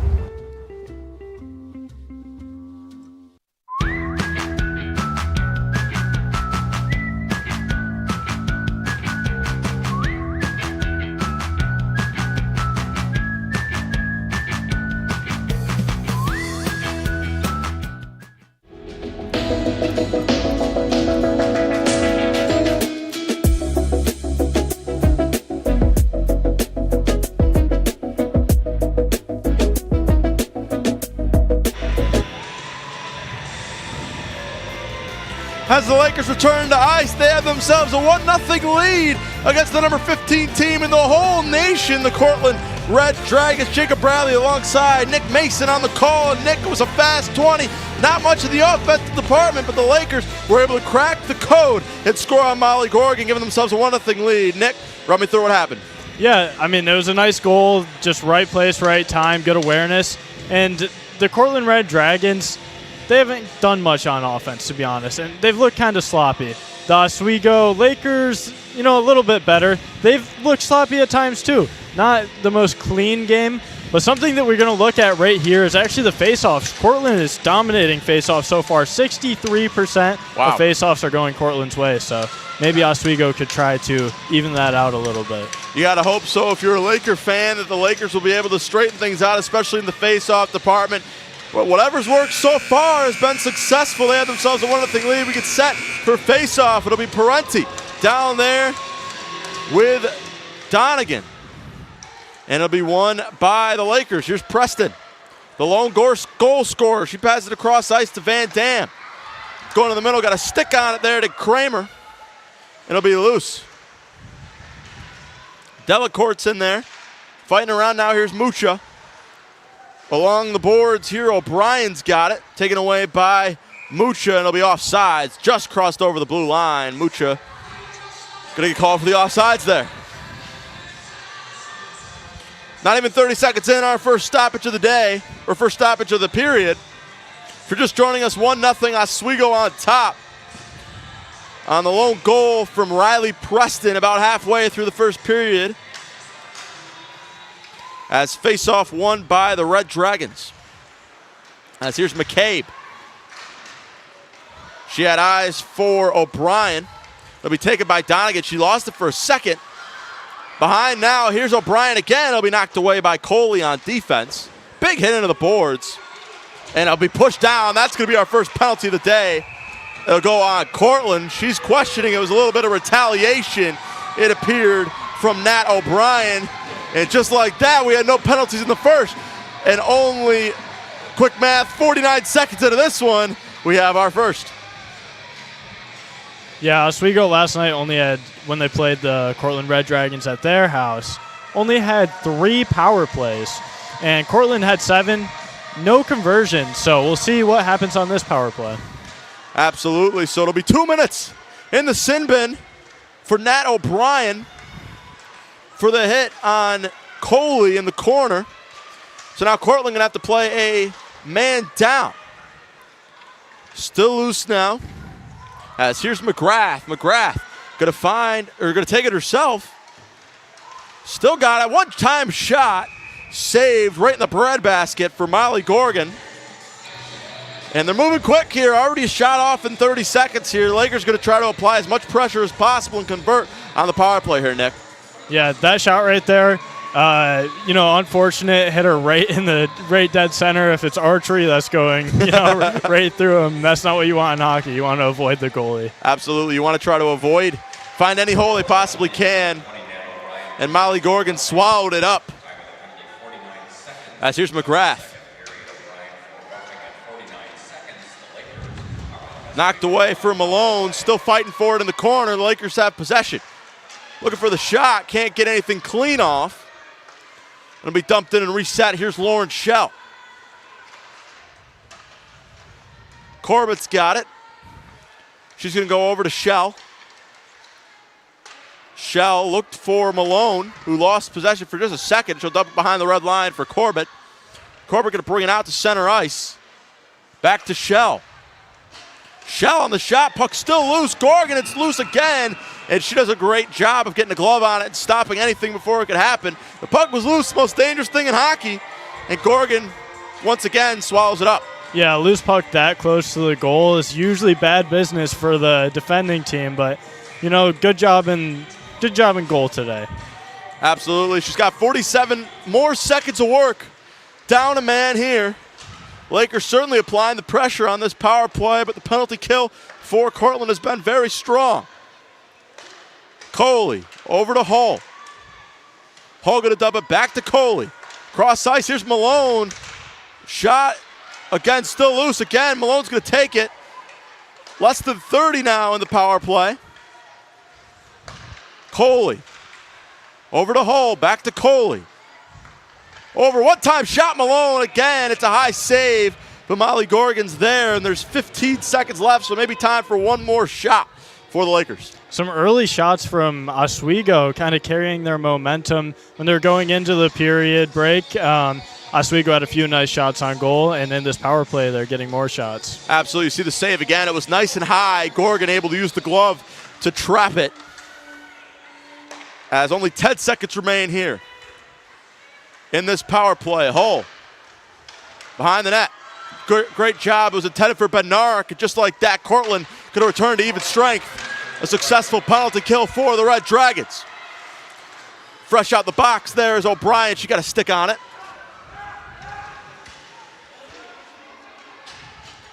Puck still loose for Raymond. Off the glass, intended for O'Brien. It'll go too far. Preston's going to field it. And dump it over to Van Dam. McGrath lost it, turns it right over. One-time shot, Levy on the pad save. It was a shot from Mahoney. Here's Tulowiecki fighting for it along with Mahoney. But they'll be swarmed by the green and gold. Corbett got a stick on it. It'll be dumped in by Brown. And Coley will field it. Turns it over, though. Cortland's going to have a lot of pressure. Here's Nicole Tulowiecki right in front of the Stewart Shops logo. Kicked out and taken by the Red Dragons. Again, more scrum here. Just fighting for some sort of opening. The Lakers able to come away with it. Corbett's got it on the near side. Throws it up. Bit of a pop fly. It'll be fielded on a bounce by Persinger. And now Corbett gets flooded and taken away by Brown. Great defense. They line up against the boards. Taken now by Mahoney. Mahoney's going to dump it in towards the middle for Kopech. Stolen back by Burke. Burke a little bit on the fast break. She'll put the brakes on and throw it back now to Van Dam. Van Dam goes behind the net for Mucha. Puck still loose. One-time shot. Can't get it to go. Great job on the defense. Gorgon there. Puck still loose again. How about one more? Can't get it. Burke was there on the rebound but can't find the twine. and nothing but pressure put on. Van Dam again has the Lakers are going to try to regroup. Booth, stick on it there, 4-on-4 action there. Kramer got her stick on the intended pass for Booth. As it'll be dumped in and reset from Kopech. Van Dam's got it, got to move quick. Kramer's right behind her. As Buxton takes it now, got to move quick here on the line change. Nat O'Brien on the fast break. She loses possession before she can get a shot off. And Oswego's there. O'Brien will check her into the boards. Great job of plugging any hole there from Levy. And now here comes Tadia. Just couldn't handle that puck at all. And Cortland will take back possession. Big hit along the glass. No call again. It might have been a teammate on teammate thing there. The bench arose, but again, they're going to let him play on. As Donegan going to turn it over for Tadia. Tadia cross ice to Pethrick. Pethrick going to dump it in and chase as the Lakers get a fresh line in there. Bednara, Kirkostas, Shell, and Coley check back in, and along with Mac Hull as well for the Lakers. On the glass now, here's Annaborn. Dumps it in. Hull's there to field it. She looked for the pass. It looks like it caught a skate of Mia Hlasnik. A lot of noise here in the Deborah F. Stanley Ice Arena here on this Saturday afternoon. As Coley's got it right by the logo. And it caught a body there, so no icing. As Malone pins her up against the boards, here's Preston. Van Dam's got it now. Some poke check work there by Cortland, gets the puck loose, and it'll be taken now by Hlasnik. With McGrath on the chase, Annaborn is the first to get to it though. She'll get it behind the net. Dumped in, it was intended for Hlasnik. One-time shot, Levy gonna leave the blue and swallow it whole. Another great save, this time by Lexi Levy, who we didn't see much of in the first period of action, Nick, but I don't think the Lakers are complaining too much. No, you don't want to have your goalie have the pressure on her. In this game scenario, looks like the teams are playing pretty physical tonight. Hockey's obviously a physical sport, but you're seeing a lot of, roughness, people falling, people getting hit, and I think that's a shot on goal. Yeah, there you go. Levy again going to have the pressure here in the second. Great turnover, though, or a terrible turnover by Cortland.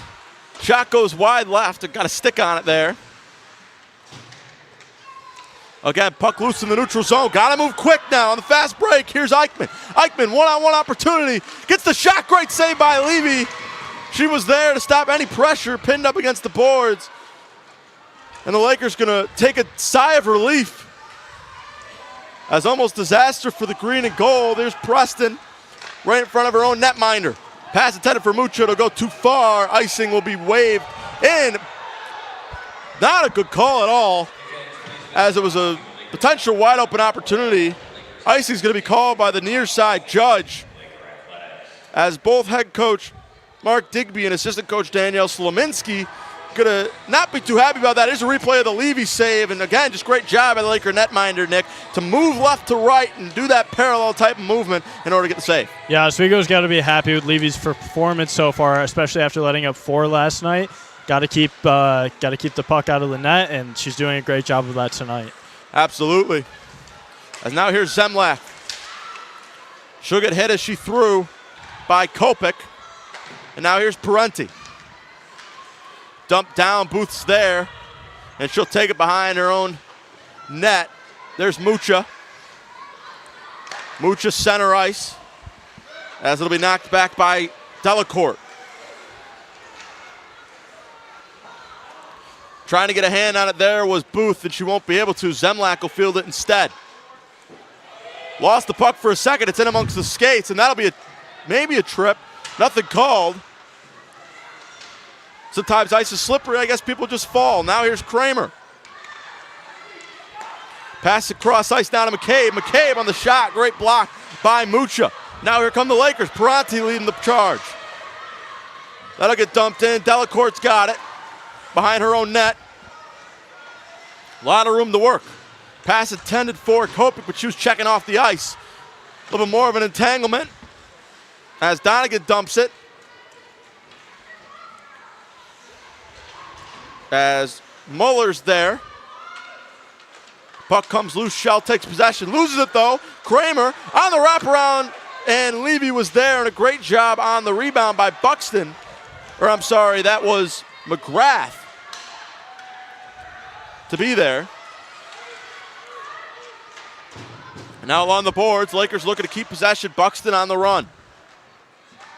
Tadia's got it. 10:30 remaining in the second period. Still 1-0, only one goal between these two teams. As that one will just keep rolling and rolling all the way to the other end of the ice. Levy signaling for the icing, and they'll give it to her. And we get another timeout. That's not a bad, icing, because both teams kind of looked a little bit lost there to me, so it's a good reset for both teams. Good point. A lot of just trying to find what's going to work for either side here. Cortland's got a lot of people that can score, and one of the interesting stats here, real quick, we've got President Peter Nwosu right there on camera, popping out for a little bit of weekend matinee hockey, watching the girls or the women's hockey team in person. Great to see President Nwosu as always. But as you were saying, Nick, trying to find a little bit of an identity. Coming into this game, every single player on Cortland's roster was in the positive when it came to plus minus. Nobody was in the negative. The lowest we saw was 0. Right now, every single one of them, or at least the 5 that were on the ice, were at the -1. So it's going to be interesting to see how Cortland's able to bounce back in this one as the period progresses. Dumped in by O'Brien. First one to touch it is Van Dam. As Preston has it, turns it over. One-time shot again, Levy there. She'll scoop it up with the stick. Great wherewithal to squander any sort of rebound opportunity for Lexi Levy in net. That's good by Lexi Levy. You don't want rebounds. Rebounds can be some of the most dangerous, vulnerable spots when you're on defense, because sometimes you don't know where the puck's going to end up. So good effort to scoop that in there. Yeah, that is a little bit of a cool movement, keeping the head on the swivel from Levy, as that pass was intended for Rocco, and it went a little long. As now here's Annaborn. Annaborn's going to turn it over for McGrath. McGrath on a fast break. Goes off the referee's skate, as along the glass will be Mia Hlaznik. Intended for Annaborn. And turnover in the neutral zone. Now here's Malone. She'll turn it over. Intended for Mucha. And it'll be taken by Brown. As pass now goes to Annaborn. Zemlak's on her. She'll fall down. And Pethrick's there to get a stick on it before Levy can. But the puck's still loose. Levy's there. And again, just blocking any sort of hole of potentially getting through. And another great save for Levy. That was a good save, preventing a rebound. But also, I mean, when you're coming from behind the net with a shot, yeah, that's hard to see. But not a lot of, great shots from Cortland. And a lot of them have been slow and on the ground. That's not the most efficient way to score a goal. No, that's a really good point. Cortland maybe needs to start thinking of quantity over quality here in this one. As McCabe goes D to D. Great job getting a stick on it for Tulowiecki, but Levy was there again. Over the blue line, a little bit of a fast break. Burke, one-on-one with Gorgon. The shot, nice save there by Gorgon with the pad side. And again, squandering an opportunity. One-on-one, it's hard to beat Molly Gorgon, and she proved it right there. As now here is Coley. We got a delayed penalty in this one as Levy checks back to the bench. And we have our second penalty of the day, again on Cortland. Somebody will be taking a trip for 2 into the sin bin. A little bit of an inverse from last night's game. It was Oswego with all the penalties, but when they come here, it's looking like Red Dragons racking up some penalties. Not too many, 2's not unreasonable, but it's something to keep in mind when you're considering the power play opportunity. Absolutely. You don't want the Lakers to go up 2-0. I didn't exactly see who that penalty was on. Part of me maybe thinks it looks okay. It will go on number 6. They just put it up on the board. It'll be on number 6, Morgan Raymond. I thought maybe because of the conversation going on in front of the Cortland bench that it might have been on the goaltender Gorgon, but it turns out it'll be 2 for for Morgan Raymond for interference. I think all of us had our backs turned there. Didn't exactly see what happened, but regardless, Cortland finds themselves down a man. It was successful on the PK earlier on this period. We'll have to see if they can keep that going. Lakers going to move the puck around. Hull's got it. Goes in front of the net. She scores! What a pass and what a finish for the Lakers. And only 30 seconds into the power play. This time it's Erica Parenti who finds the back of the net. Lakers, Nick, grab the lead 2-0. Yeah, great assist by Mac Hull, too. You got to give her credit. That's a point. And you just love to see that on a power play. Some teams just can't convert, and when you can, it just gives you such an advantage. Way to take the opportunity and make the most of it from the Oswego Lakers. Absolutely. It didn't take them long, but the Lakers find themselves up 2-0, a rare feat against this Cortland team, but now they're coming back pretty quickly. There's a shot. Puck still loose again. Levy's there. Somehow doesn't find the back of the net at all. I don't even know if she meant to do that. But regardless, here come the Lakers. Corbett's got it. She'll dump and chase. As now here's Zwolak. Turns it over to Booth in the neutral zone. Turns it back over. Now here's Halaznik. Halaznik going to find her sister. Back now to Julia Halaznik. And again, it'll be covered up by Lexi Levy. How about Cortland, though? Something I want to note. They give up the goal. Now they kind of turned it on, it seemed like. They were quick down the ice and quick to put pressure on Levy.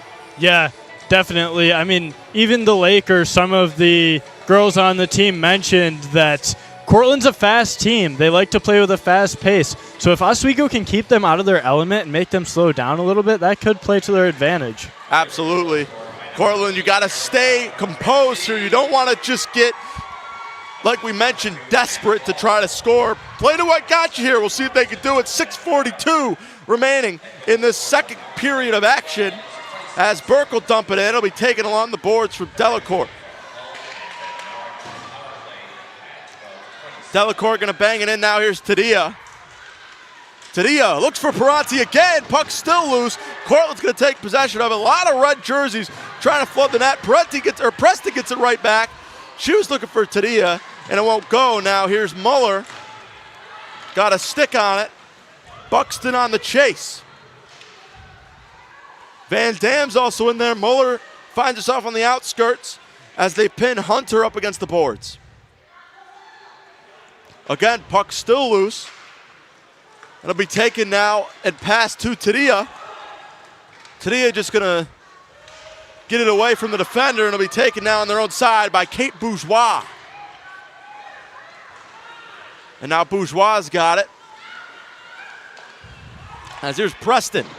Preston slams it up against the boards. And again, it'll be dumped. The Lakers going to go for a line change again. 5:32 remaining. As Cortland finds themselves up 2-0. As now Levy's going to cover it up. And we're going to send it down to the sideline for Kyle. Kyle, take it away. Thanks, guys. And as you can tell, these two teams definitely played each other last night as the ante just keeps getting more and more physical, hits in the corner, battles in front of the net, and pushing and shoving after the whistle and even a roughing penalty. That's all I got for now on the physicality. Back to the guys in the booth. Thank you, Kyle. A lot of physicality, like you mentioned. Something to note. You're not allowed to be too physical here in women's hockey. Both these teams kind of pushing the limits to what these officials are doing. And like we mentioned, Nick, they're letting them play. Gotta love it. A little old-fashioned Donnybrook, as I think they would call it. Yeah, you like to see them. It's a good stop. Yeah, good shot there. Go ahead. You like to see them let the game play out. We're here for the game. We're not here for the penalties. Absolutely. Paying some money to watch the game, not the refs. As it'll be turned over and taken by Kramer. Kramer going to go up now to O'Brien. O'Brien looking for Kramer back, and a good job by Hull to switch positions and take the puck away. Still loose as Brown fights for it along the boards with Zemlak. Kirkostas has got it. And another hit down low, just kind of a A little bit of a wrong place, wrong time for Sofia Kirkostas. Hull's got it now on the near side. Hull on the fast break. She'll be met by Halaznik. It'll be dumped in for Persinger. Big hit. Both go down, both back to their feet. As now again, the Lakers looking to avoid some pressure. So they'll dump it in for McCabe. And now here's Halaznik. She'll go over to Annaborn. Annaborn going to throw it down. Somehow still has possession of the puck. She'll get knocked into the boards. McCabe throws her hands up in frustration. She was looking for a call. I got to agree with her. A little bit of a hard hit there. A little too far away from the boards. As now Corbett's got it. She'll move quickly. McCabe's there, one of the better defenders in the SUNY. She takes it right away. As Annaborn falls down. It'll be dumped in by Preston. McCabe's there, Paranti's also there. As Van Dam meets Halaznik again. Gorgon will hit her and lose a stick in the process. Belonging to McCabe. Again, Kyle talked about the physicality, Nick. Starting to get a little physical, especially with Cortland down 2-0. Yeah, I mean, you want that in hockey, though. That's part of the art of the game. That's something that you don't see in all sports. So you have to appreciate when the refs let them play physical. Referees get a lot of feedback, usually negative in modern sports, but I'm going to give them their feedback positively today. They're letting him play the game that we like to see. Got to agree. They're calling it when it needs to be called. And of course, you can't please everybody, especially not when you're wearing the old black and white pinstripes. The referees, the zebra stripes. There you go. As it goes behind the net for Mucha. As she's got Bourgeois up against her. Van Dam looking to find Paranti. Raymond's there, though, as well. As it'll be taken by Eichmann. Eichmann along the boards. She'll find Tulowiecki. Tulowiecki, backdoor. No good. As Cortland can't convert once again. Yeah, that's a missed opportunity. Absolutely. She had nothing but wide open net there. But the Lakers were able to swallow it on defense.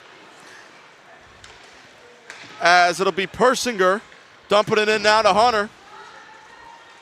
As Booth will take it. Mind her own net. Leaves it behind now. Here's Hull. And now the one-time shot by Brown. Glove saved by Levy once again. And you can see the frustration starting to set in for Cortland here. That was two opportunities right there. One time it was the defense that was able to stop it. The second time it was Levy directly that was able to stop it. Yeah, that shot wasn't directly heading towards the goal, but you got to give credit to Lexi Levy tonight. She just had short-term memory off of a bad loss yesterday. She's played excellent tonight. Yeah, she really has. Hats go off to the Lakers netminder, Lexi Levy, one of the best in the SUNY. We talked a lot about Molly Gorgon being one of the best in the SUNY. Lexi Levy right up there as well. As it'll be knocked back for McCabe, who falls down to a knee. As Hunter will battle for it along the boards with Hull and Coley. Shell, she takes it. As it'll be dumped in now. Brown tried to keep it in their own zone, and it will now be taken by Kramer. She'll bring it back over the blue line. Schubert slammed into the board. That's going to be a penalty. It's got to go on Simone Bednarik, it looked like, who just kind of pushed her, and that's something that if we could see up from here, they could see down there on the ice. That was clear. You can't not call that. Yeah. That's almost just one of those where there's really no argument whether it was or wasn't. Right, I thought it was going to go on Bednarik. It turns out to go on Hull. I thought it could have went either way. This is going to be a power play for Cortland, though, and they didn't convert on any of their 7 last night. Yeah. And something to keep in mind here as well. They'll go into the third period with the man advantage. They'll have about 45 seconds with that man advantage. It's a lot of time. We saw the Lakers score in 30. Cortland, arguably the better team, could easily score again. But Oswego looking to go for the short-handed goal here as Malone knocks it around. As it'll be taken by Donegan. Less than a minute remains here. As Hull will be charged for roughing now. Here's Halaznik, Mia Halaznik, looking for the power play, can't get it. Going to have to move quickly. It'll be a dump and chase. Again, trying to take as much time off the penalty as possible as another shorthanded unit checks in for the Lakers. 30 seconds remain here in this one. As again, it'll be knocked away. Donegan taken by Persinger. Persinger going to go back to Donegan. She'll lose it. Crucial error there. You see some of the coaches throwing their hands up. Now here's Mia Hlaznik. She's going to move fast and dump it for Mahoney. 10 seconds left. Looking to get a shot off. One-time shot. Levy's got it. Covers it up. It went off the top right shoulder. Some pushing and shoving. Little extracurriculars. And Persinger gives her a little Heisman pose. Stiff arm. High five to the face there. High five to the face indeed. We might be looking at some 4-on-4. And that's exactly what's going to happen. We're sending Persinger to the booth. Take another look again. Levy with the save. See if we can stay long enough for the penalty. It's not this one. It's coming up. Bang! Right there. That's going to get her to the booth. 4-on-4 going into the third period of play for 52 seconds. And then it'll be the Lakers who'll have a little bit of some power play time as well. You'd think maybe she watched a little bit of Mike Tyson highlights before the game with that one. Yeah, we talked about the physicality. That's exactly what you're going to see out there, especially deep into this one. It'll be 4-on-4, like I say, rounding out this second period of action for about 45 seconds into the third period as well. Going to be crucial now because that'll leave a minute and 15 for the Lakers on the advantage, especially if they're up 2-0. That'll just about do it here for our second period of action as the whistle's going to blow, the siren's going to sound, and the Lakers somehow grab themselves a 2-0 lead against the number 15 team in the nation. We mentioned the physicality. We've talked about it a lot, but Cortland not backing down from this Oswego team despite being down by 2. Yeah, this is big for Oswego. You have to defend your home barn, especially with a good team like Cortland doing a great job here. They're matching the physical energy. It's neck and neck on the sense that they're both physical, but Oswego's really outplayed Cortland tonight in basically everything, on offense, in the goal, on defense too. Absolutely. Now you see right there Booth having a little conversation with the officials just to make sure. Maybe she had the same concerns that I did, whether or not she was charged correctly for that penalty. But regardless, it's 2-0. 20 minutes left to play here, Nick. What does Cortland need to do to scratch back into this one? What Cortland needs to do is they got to keep playing physical, but they have to be smart with it. It looks like they're almost wild. I think wild would be a word to describe it. If you're going to be physical, have calculated hits. Have calculated what you're going to do. But with Cortland, they look a little messy. They have to clean it up. 2 goals. They got to get some more shots, too. Absolutely. We're going to send it down to our sideline reporter, Kyle Spizak. He's down there with Erica Peranti. Kyle, take it away. Thanks, guys, and I'm sideline with Erica Parenti. You got your 3rd goal of the year on the power play. Talk me through that power play and how you guys were able to score so quick on it. Well, it's been a work in progress throughout the whole year because our power play hasn't been producing much, but this past 3 games we got on top of things, so I think just with my stick down on the ice and then it just tipped in, yeah. And getting a goal that early on a power play, like you said, been slow to start the last couple of games, but starting to pick that up. How big is that for a momentum booster? Oh, it's huge because it builds our momentum, it builds our energy on the bench and everything. So we're all hyped up on the bench, so everything goes well after that. So yeah. And you guys played Cortland last night. You can tell it's a physical game out there. How does a back-to-back home stretch like that affect the emotion of the game? Well, there's a lot of emotions right now, obviously, but they're not calling much on the ice, so we're just going through it and trying not to retaliate. So, but we'll just do what we can. And any last thoughts going into period 3? Just trying to win this game. Yeah. Thank you very much. Thank you. Back to you guys at the booth. Thank you, Kyle. Thank you, Erica. 40 down, 20 to go. Lakers have themselves a 2-0 lead, but don't go anywhere because we're going to send it back to the perch with Michael Shetler, Chris DeLuca, and Jason Sanzo. But first, a little quick word. We'll be right back here on WTOP 10. What's going on? Yeah, we go on at 11:30. It's No. What do you mean no? It's 10:30. 10:30? Yeah, it's 10:30. What do you mean it's 10:30?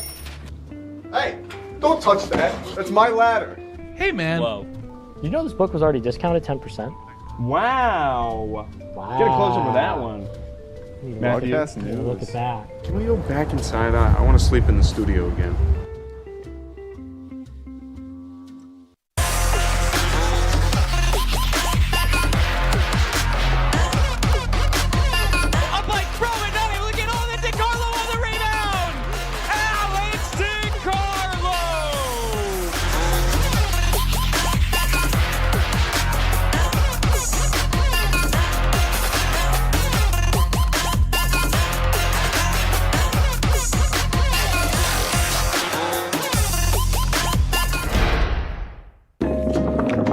la la la. Freeze. La la la la la la. La la la la. Freeze.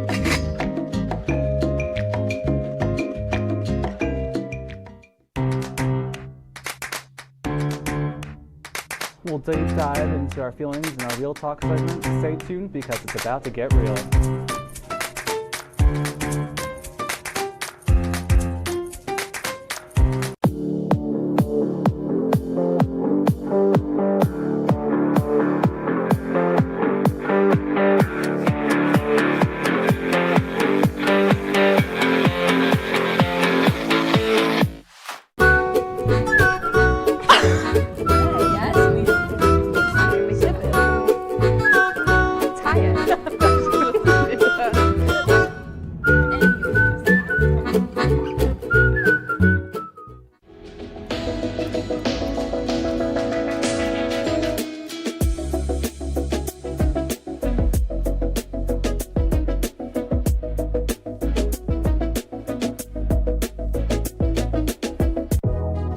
Welcome back to Major Discussions.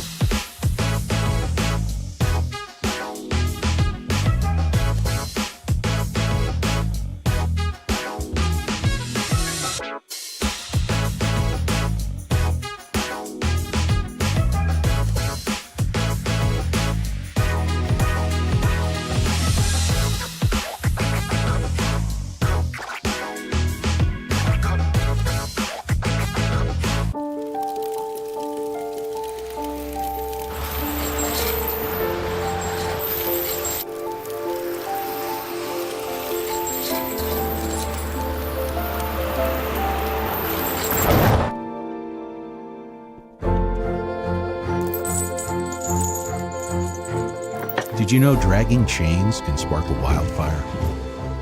Only you can prevent wildfires. When I was in foster care, I never knew when I would have to move. So I always had my suitcase ready to go. Then one day I was adopted.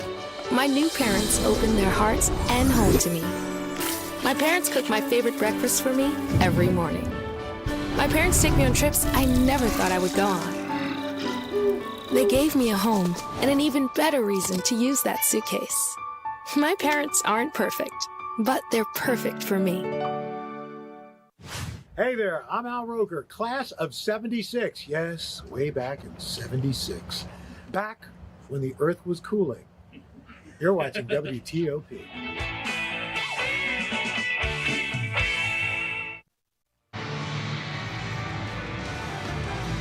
Welcome to the second period intermission here on WTOP 10. I am Michael Shedler and still joined alongside Chris DeLuca and Jason Samsel. And man, was that a night and day difference between yesterday's encounter and today's encounter. The game's not over by any means. Oswego's only up 2. But talk us through that great performance for the first 2 periods for the Lakers. Absolutely. Oswego in this period, after the success that they had in that first period, took the game by the neck and just ran with it, getting another goal. Getting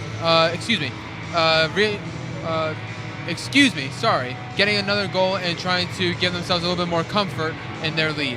And overall, just especially with the Lakers this period, outstanding effort. Yeah, I think all of us on the perch here were speechless by the difference between yesterday's performance for the Lakers and today. We talked about in the pregame show a stagnant offense for the Lakers. That's what I've seen out of Cortland so far. They have not found good shots, good opportunities to score at all. And for the Lakers, they had 14 shots in the first period, 14 shots again in the second period, 28 shots that they found all game last period. All of last game, they had 22 shots put together.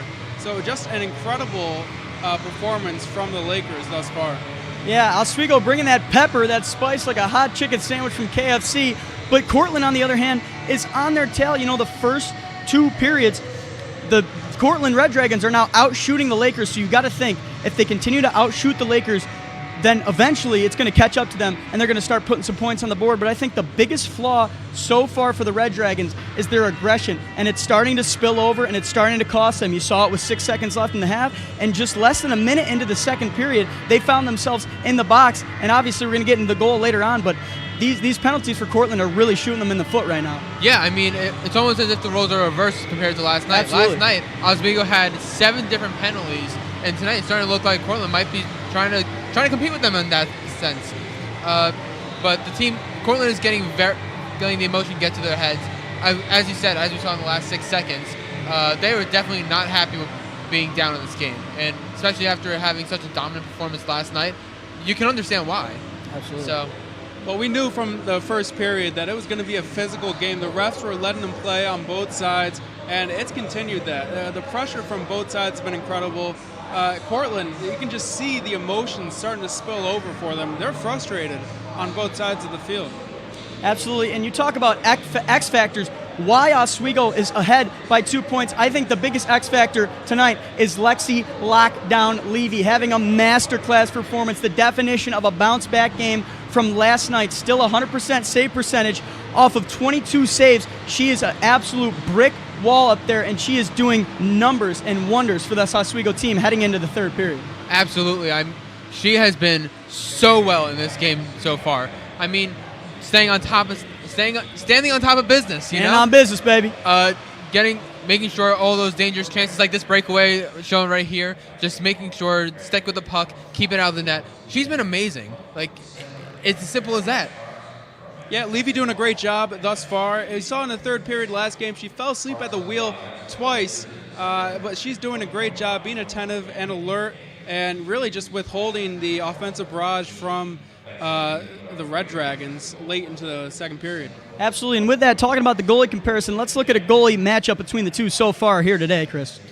I mean, so far it's been evenly paced in terms of saves that these two goaltenders had to make. So far, Levy has had the edge, but you cannot discredit Cortland's goaltender, Molly Georgian. She has been outstanding, and yes, obviously she has the 89.5 save percentage, but she's what's keeping Cortland in this game. Absolutely. Yeah, both sides pretty evenly matched in terms of goalies. Georgian again allowing 2 goals, but again it's been a tough, a lot of pressure from Oswego offensively, just cracking the code and finding the bottom of the net twice. Absolutely, and for this Cortland team, obviously we talked about the aggression, but it's still a 2-0 game with 20 minutes left of hockey. So what is the keys for a comeback for Cortland here tonight? Key is stop being so sloppy with the aggression, calm the emotions. It's not, a lot of times those heated emotions is not going to help you win this game, and just put more, I guess best way to say it is respectful aggression on, trying to drive pucks in deep, get the shots on goals, continue to try and be more aggressive, get more shots on goal. Well, we saw last game Oswego getting in trouble early on and a lot of penalties committed by them. This time it's the opposite effect. The Red Dragons committed a lot of penalties throughout the game. They're going to have to continue that physicality through the third period and really just take advantage of the opportunities they have when they have an opportunity to score.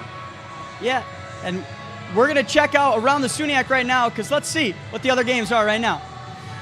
As you can see, Morrisville up 4-2. That game before Oswego, very happy to see that.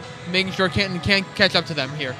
Yeah, and Plattsburgh finding the scoreboard there against Williams, and Potsdam putting it away against Buffalo State.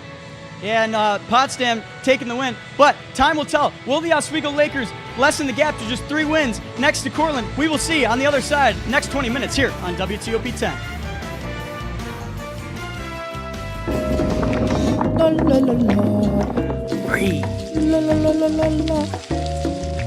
La la la la. Freeze.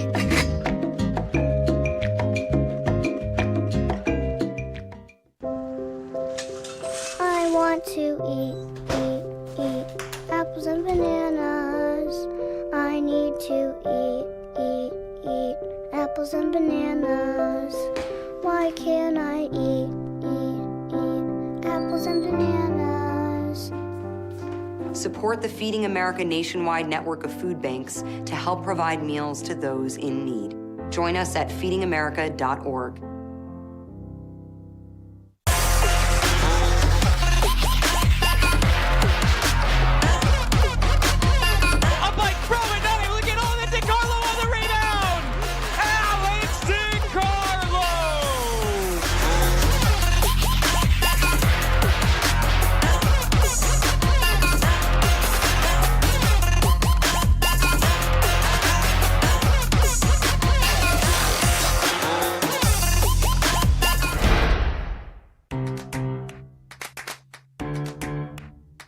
We'll deep dive into our feelings in our Real Talk segment. Stay tuned because it's about to get real.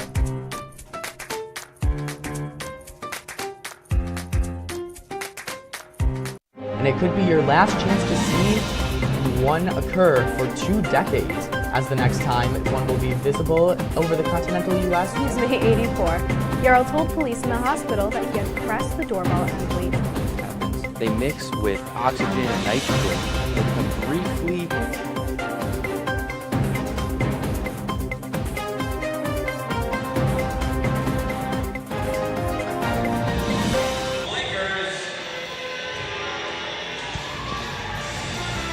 But will the bell toll on the number 15 team in the nation, the Cortland Red Dragons? It's currently 2-0, 40 down, 20 to go. But before we get back to even strength, Nick, it's 4-on-4 for the next 45 seconds. In this one, Cortland finds themselves down a couple, and then they're going to find about 45 down one more when it comes to the man advantage. How important is it for Cortland to come out here strong and get back in this one? This is super important for Cortland, especially with Oswego having the advantage at the end of this 4-on-4. They're going to have the extra person on the ice. So 4-on-4 can kind of get chaotic. They just need to control this, not let up a goal on the power play. Oswego's already capitalized on their other power play. So Cortland's got to defend that and then get some points on the board quick because only 1 period left. Absolutely. It's been 2 goals for the numeric sisters, Erica Peranti and Riley Preston. As we get set for puck drop, the final 20 from the Deb. And it's going to be a big one with a potential upset on our hands. Cortland going to try all they can to climb back in this one. Face off won by the Red Dragons. As it'll be Hlasnik starting things off. Shot a bit high. And it'll be taken on the rebound deep from McCabe. She'll dump it in for Hlasnik. McGrath has it now. She'll be met along the boards by McCabe. Preston winds up coming away with it. McGrath again. She'll fall. Malone's going to chase after it. Mia Hlasnik gets it. She gets the shot, but a nice pad save on the left side by Lexi Levy. Lexi Levy keeping the momentum, staying strong in the 3rd period. Absolutely. We get an icing called, so just as quickly as we start, we take a break. 5 seconds left on the 4-on-4. Then Oswego will go on the power play for 1 minute and 8 seconds. We mentioned they scored 30 seconds in to their last power play, and now the opportunity to take potentially a 3-0 lead with a lot of time. As it'll be swallowed up by Levy, bit of a high save. And once again, just gonna have to wait. It looks like, that couldn't have been 5 seconds. I guess it was, so I guess we're on to the power play. I didn't think we had 5 seconds there, but I guess it was. This is gonna be more important for Cortland. You can't let up another goal here. It's hard to come back from 3. 2 is hard enough, but 3 is even harder. Absolutely, this is certainly gonna put the Red Dragons to the test. As Kayla Persinger now has to wait 1 minute until she can exit the penalty box. Now here come the Lakers, gonna move quickly. Pass will be dumped in. Everybody hits the ground, including the referee on that one. As it goes along the boards, and it'll be taken now by Donegan. She's the one they want to score, or at least man the offense. As again, pinned up against the glass and down on the ground go Donegan and Bednarik. Puck in front of the crease, taken away by Hull.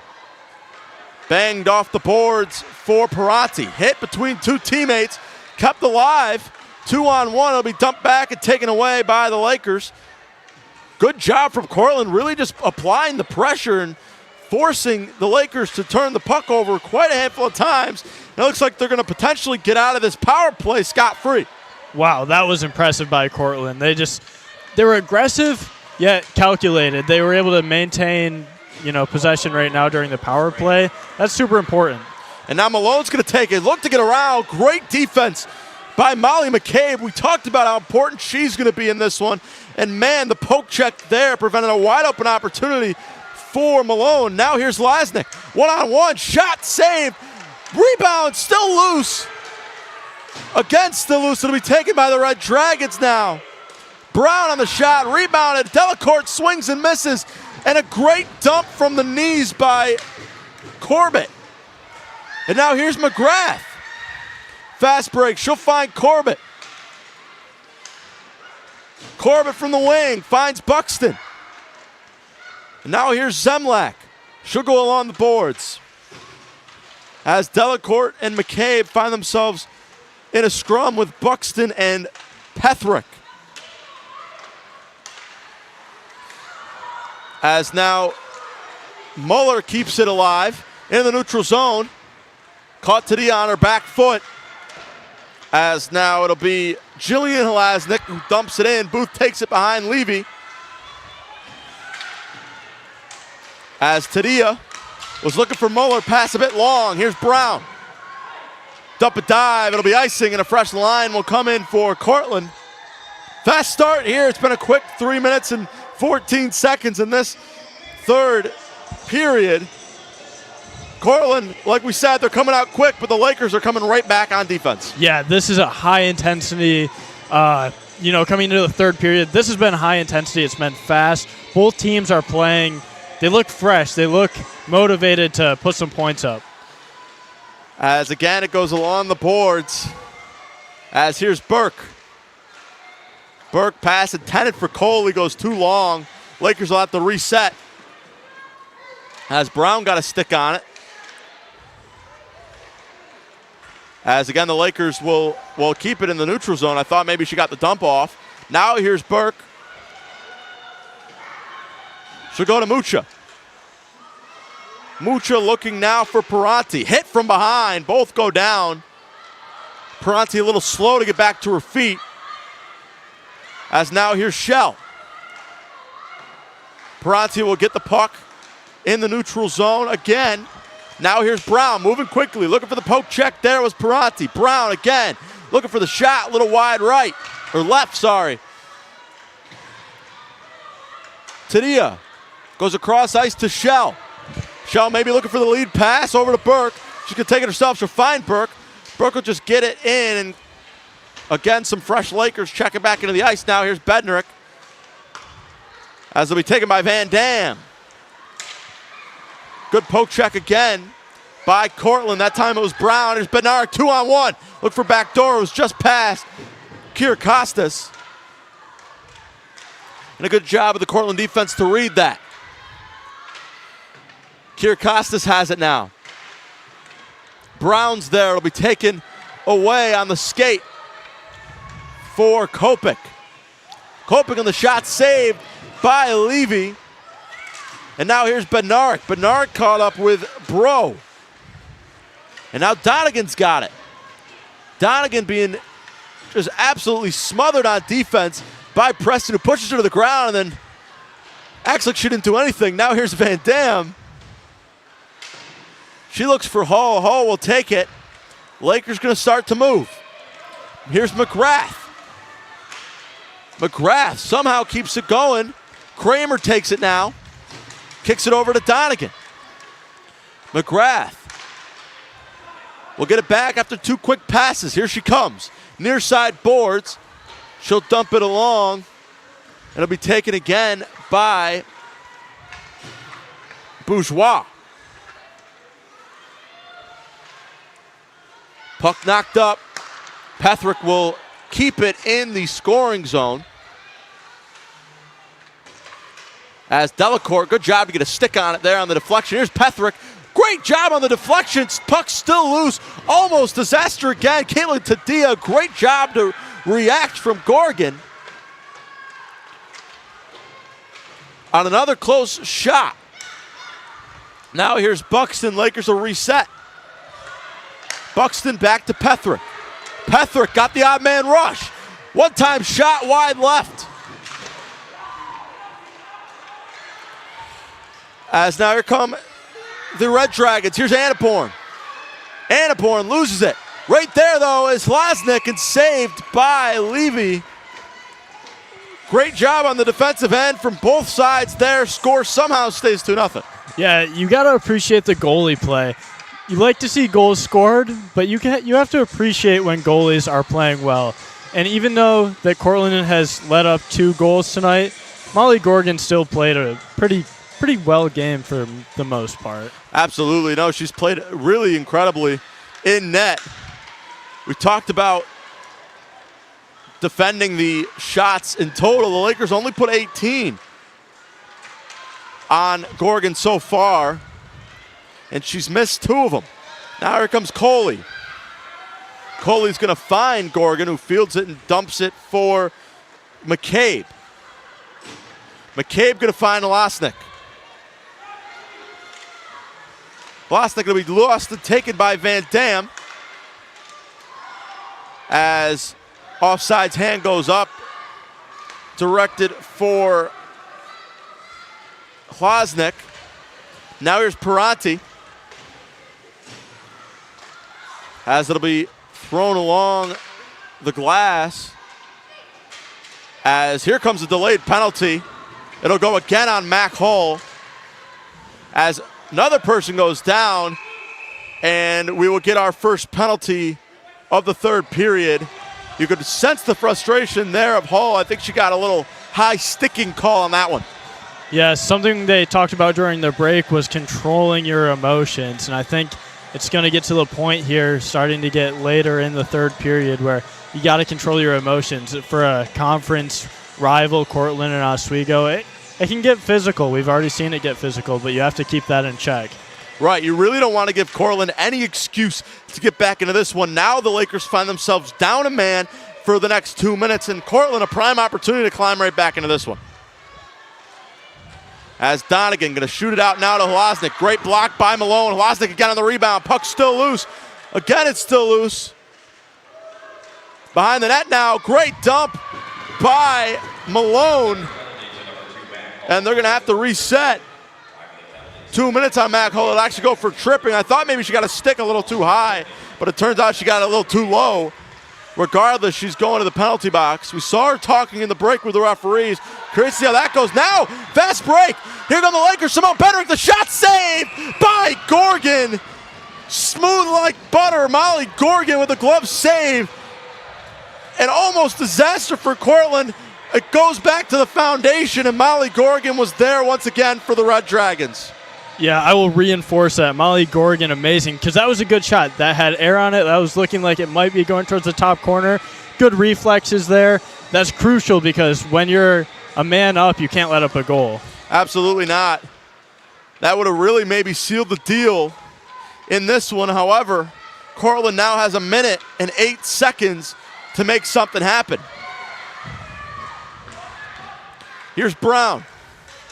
Spending a lot of time in the neutral zone here for Cortland. As again, high pass. Wow, almost took the head off of Maya Booth. Don't blame her for ducking in the slightest. As now here's Preston.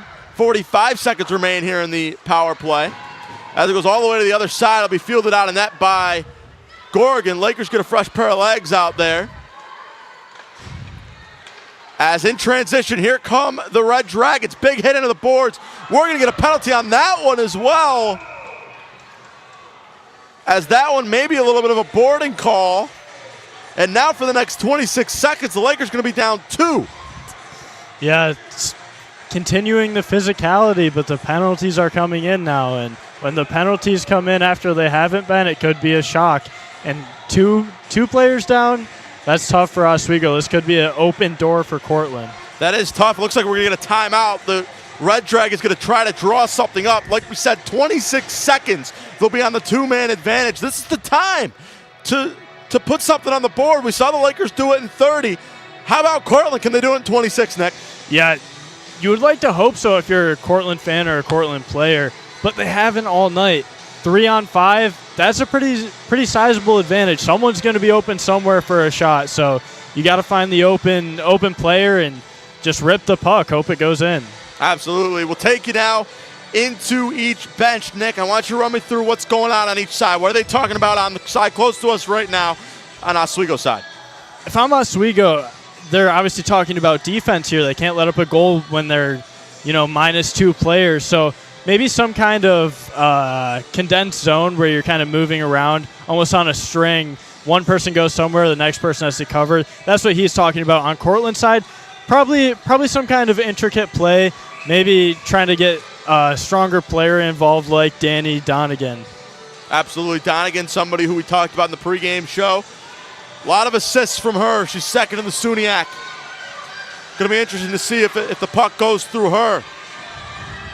Oswego will be the last to return to the ice, finding themselves down 2 people. And forget about the first 26 seconds. They then have 1:30 to defend the power play as the puck is dropped. And of course, in 20 seconds, if Cortland scores, that only takes 1 penalty off the board, not both. As again it goes down, it'll be Lauren Schell for cross-checking. As here's Donegan, 8 seconds on the 5-on-3. Back to Donegan, maybe time for one more. Far side shot, just got too much ice. The Lakers will get back at least 1, but they now have 1:30 still down a man in the power play. Cortland had their opportunity. They did have their opportunity, Nick. And they weren't able to capitalize, but still some time for opportunity to be capitalized on the power play. Bourgeois goes cross ice, Lostic, backdoor, scores!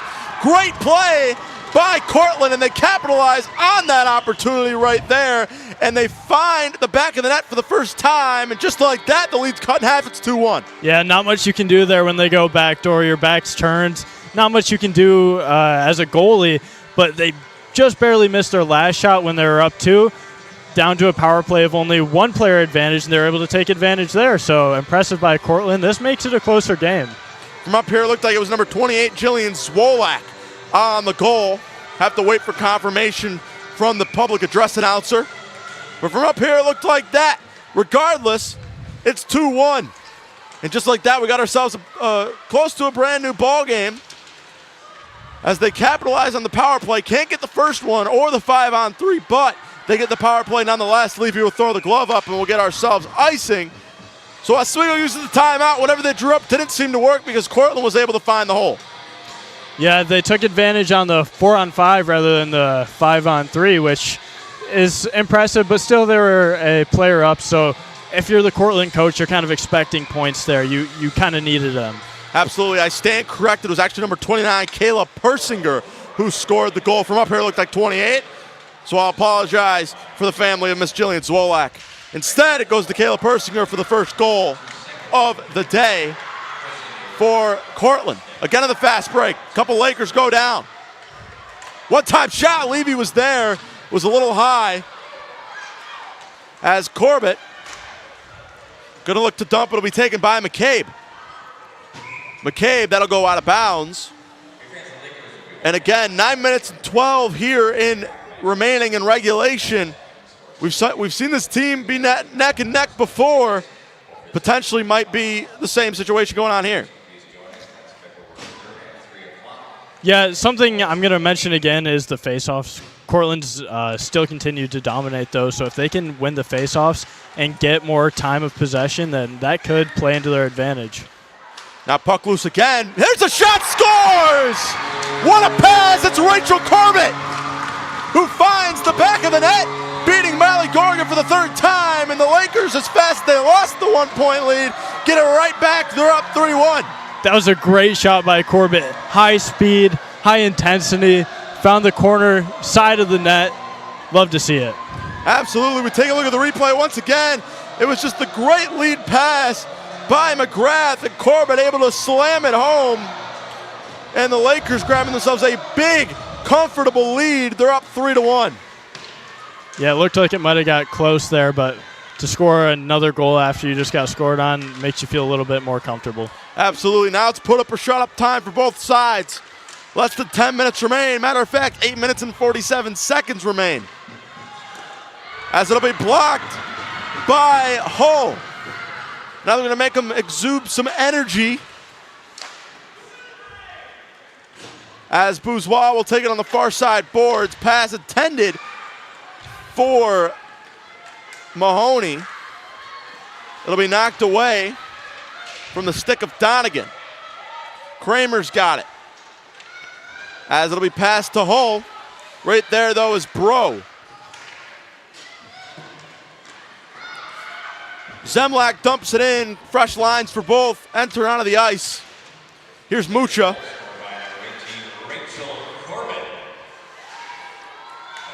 As now here's Kramer. Petherick going to go chase. Levy's going to throw her arm up and wave off the icing, actually. As Burke got a stick on it right in front of the bench. Caught up.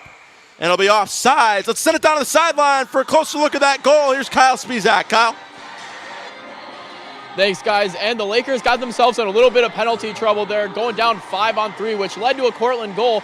But not long after, the Lakers come right back down the ice, put one back in the net, extend the lead back to 2 goals like it was originally. Now a 3-1 game, but you know what they say, the most dangerous lead in hockey is the 2-goal lead. Back to you guys in the booth.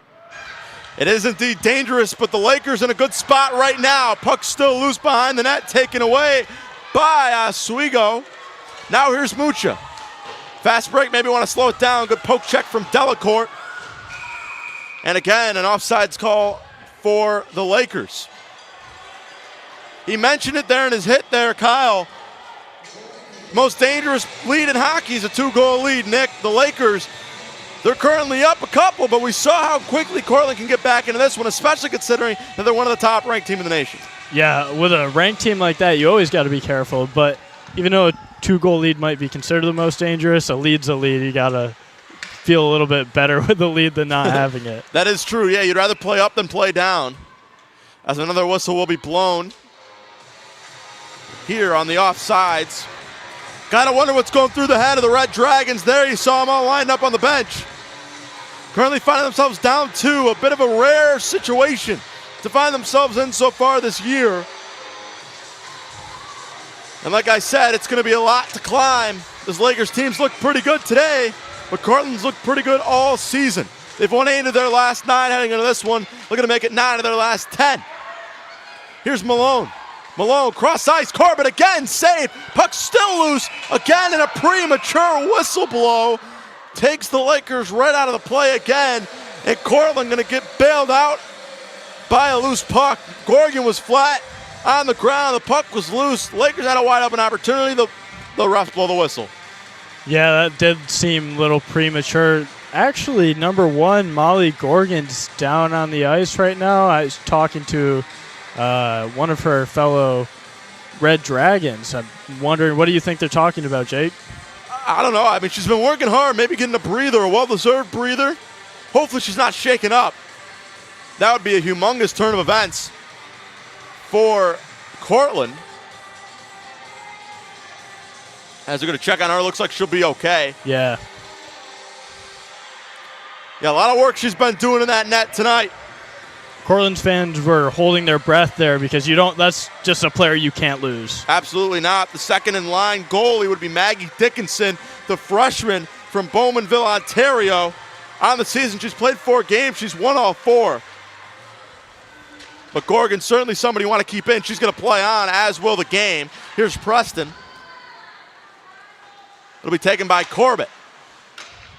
Corbett going to be banged into the boards as it'll be Bro that takes it.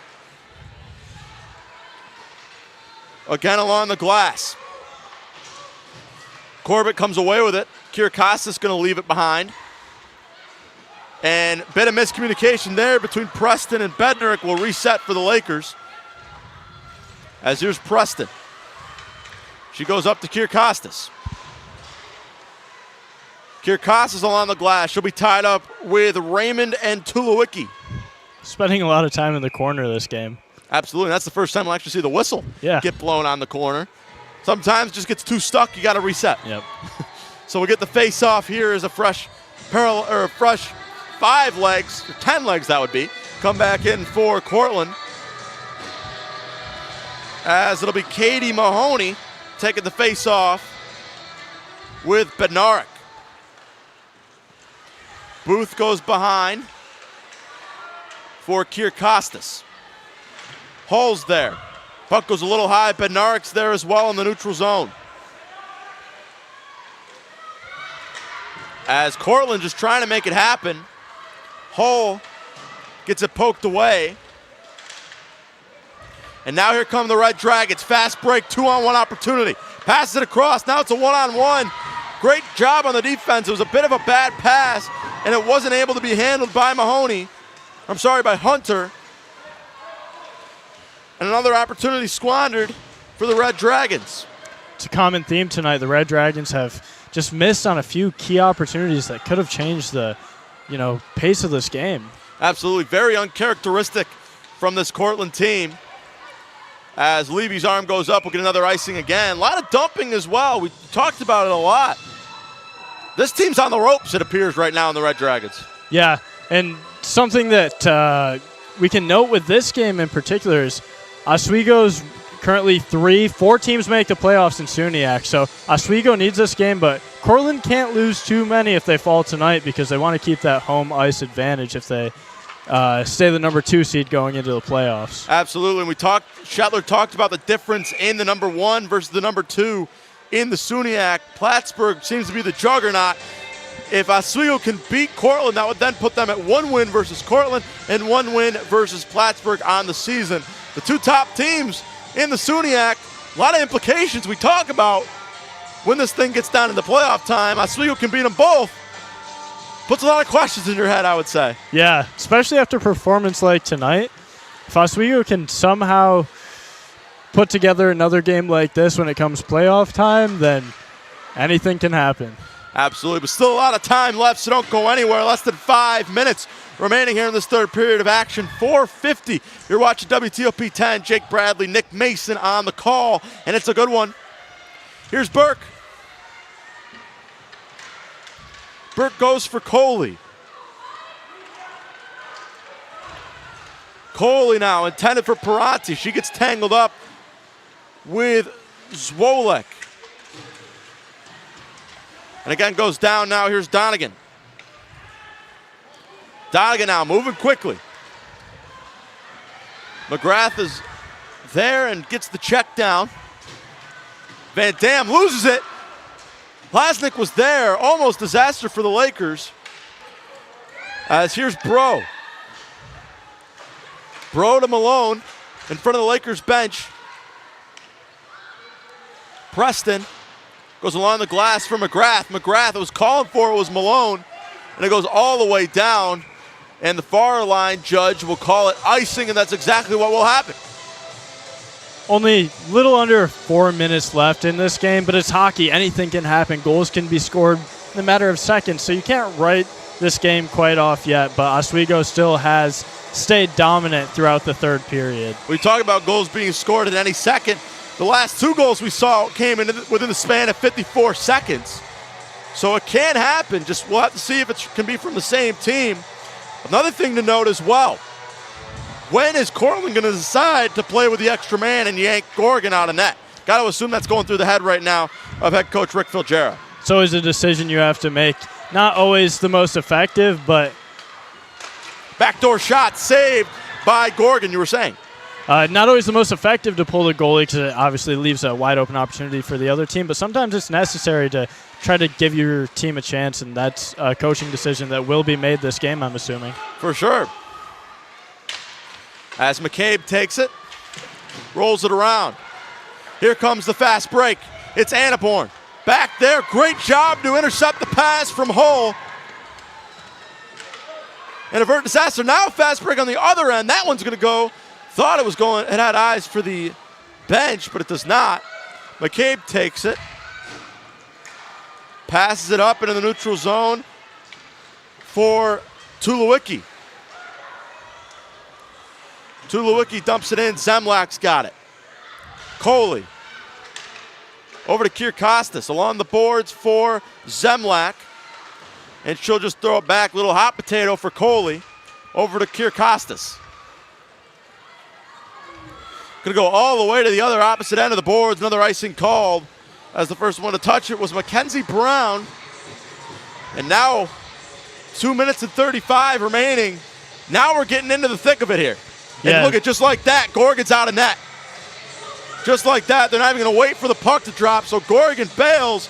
They're going to play with a man up. Smart decision from Phil Jarrett. But like you said, Nick, wide open on the other end is the net. Yeah, you'll see a lot of scoring for the team that doesn't pull, the team that's going against the opponent that pulled their goalie just because it's an open net. It's dangerous, but high risk, high reward. Absolutely.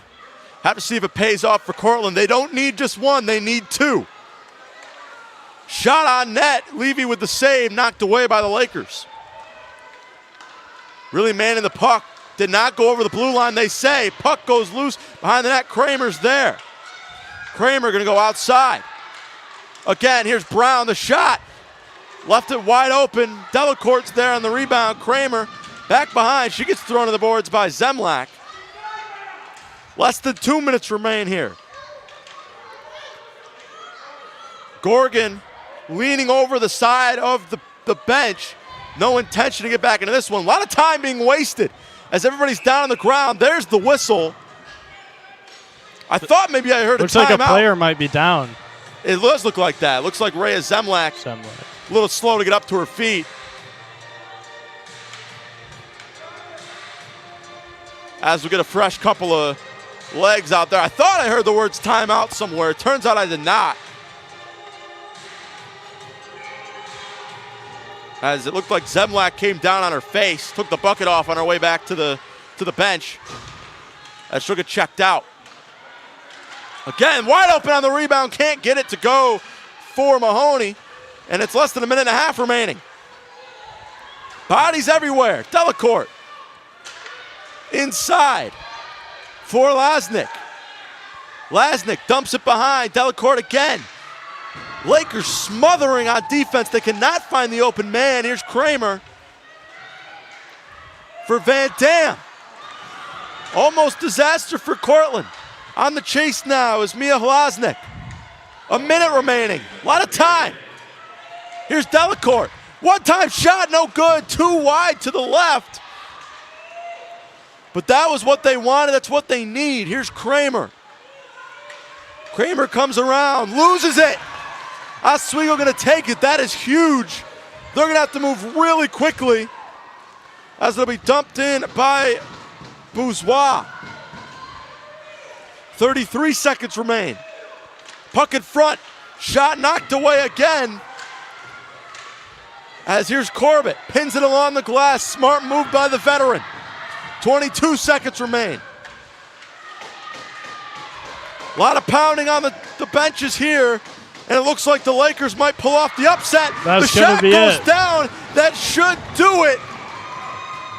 And just like that, number 15, Cortland, falls to a SUNYAC foe in the Oswego State Lakers. A hell of a game in net for Lexi Levy. And Oswego walks away having slayed the Red Dragons. Lexi Levy, great game tonight, especially after letting up 4 last night, only letting up 1 here. This is a big upset, an unranked team taking down 15-ranked Cortland in the conference. That's huge for this Oswego team.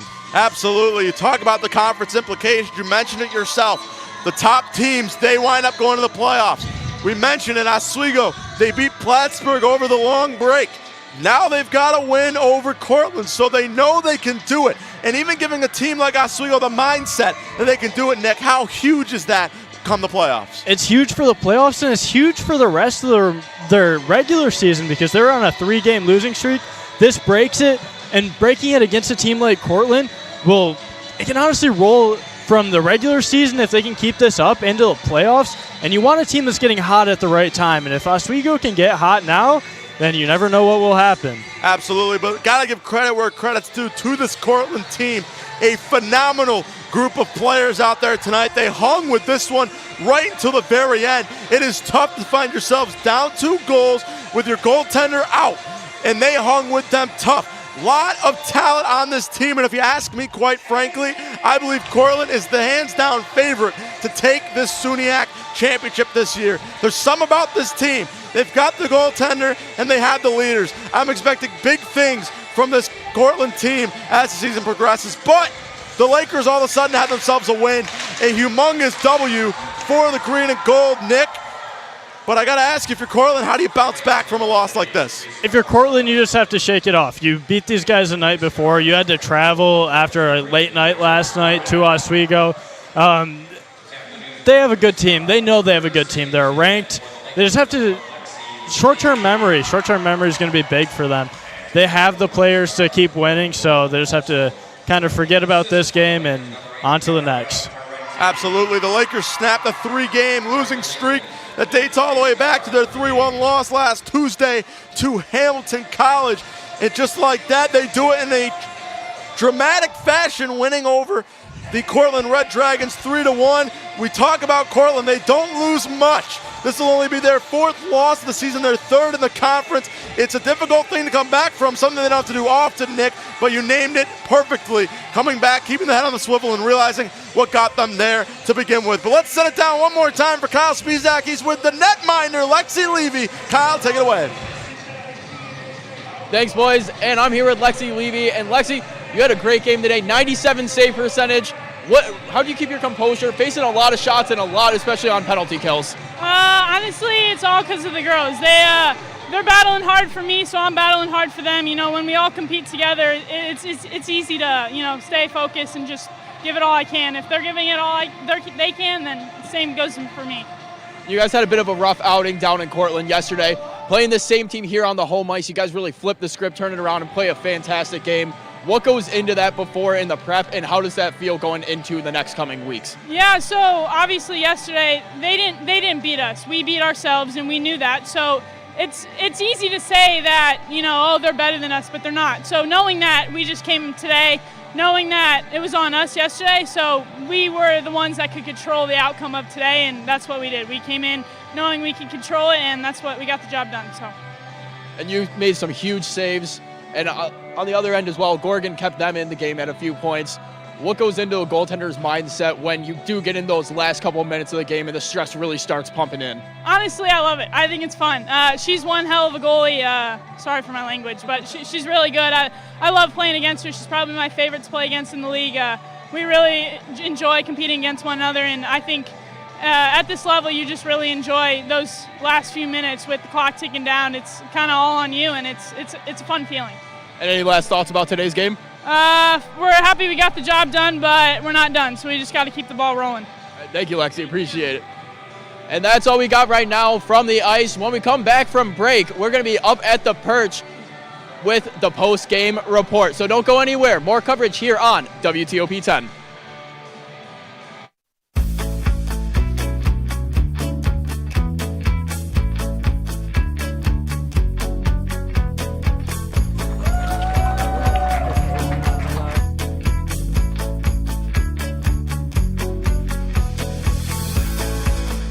Jill told me it was Kitty from Glee. Yeah, what is it? Al Roker.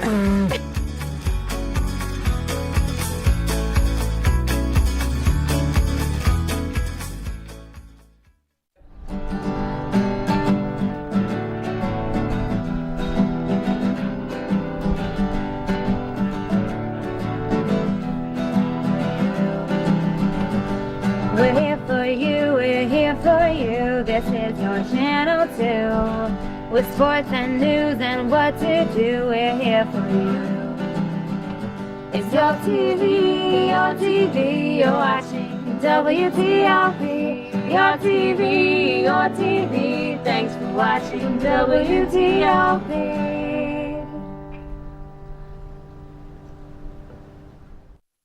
What's going on? Yeah, we go on at like 11:30. It's like No. What do you mean no? It's 10:30. 10:30? Yeah, it's 10:30. What do you mean it's 10:30? Hey, don't touch that. That's my ladder. Hey, man. Whoa. Did you know this book was already discounted 10%? Wow. Wow. Get a close up with that one. Matthew, Broadcast news. look at that. Can we go back inside? I want to sleep in the studio again.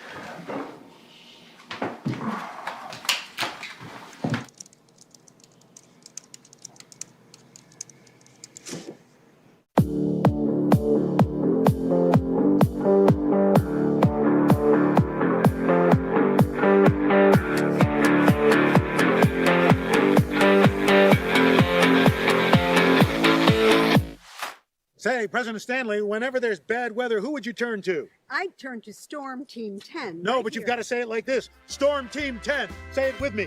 Storm Team 10. What's going on? Yeah, we go on at like 11:30. It's like No. What do you mean no? It's 10:30. 10:30? Matt, it's 10:30. What do you mean it's 10:30? Hey, don't touch that. That's my ladder. Hey, man. Whoa. Did you know this book was already discounted 10%? Wow. Wow. Get a close up with that one. Matthew, Broadcast news. look at that. Can we go back inside? I want to sleep in the studio again.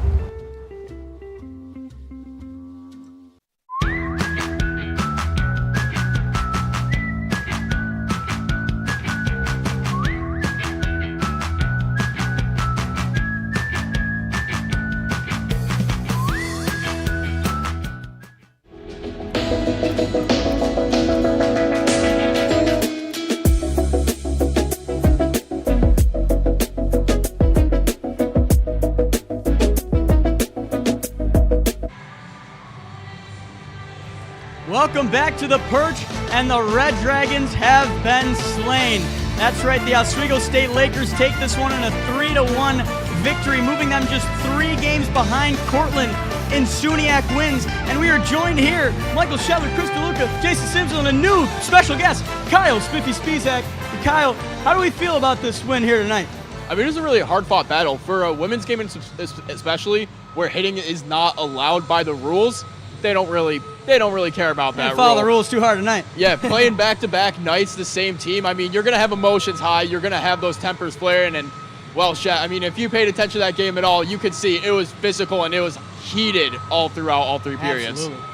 Chris, what do you think of this affair? You know, as I said at the beginning of the game, you got to get shots on net, and that is exactly what the Lakers did here. They pushed, they got deep, and they got as many pucks on net as possible.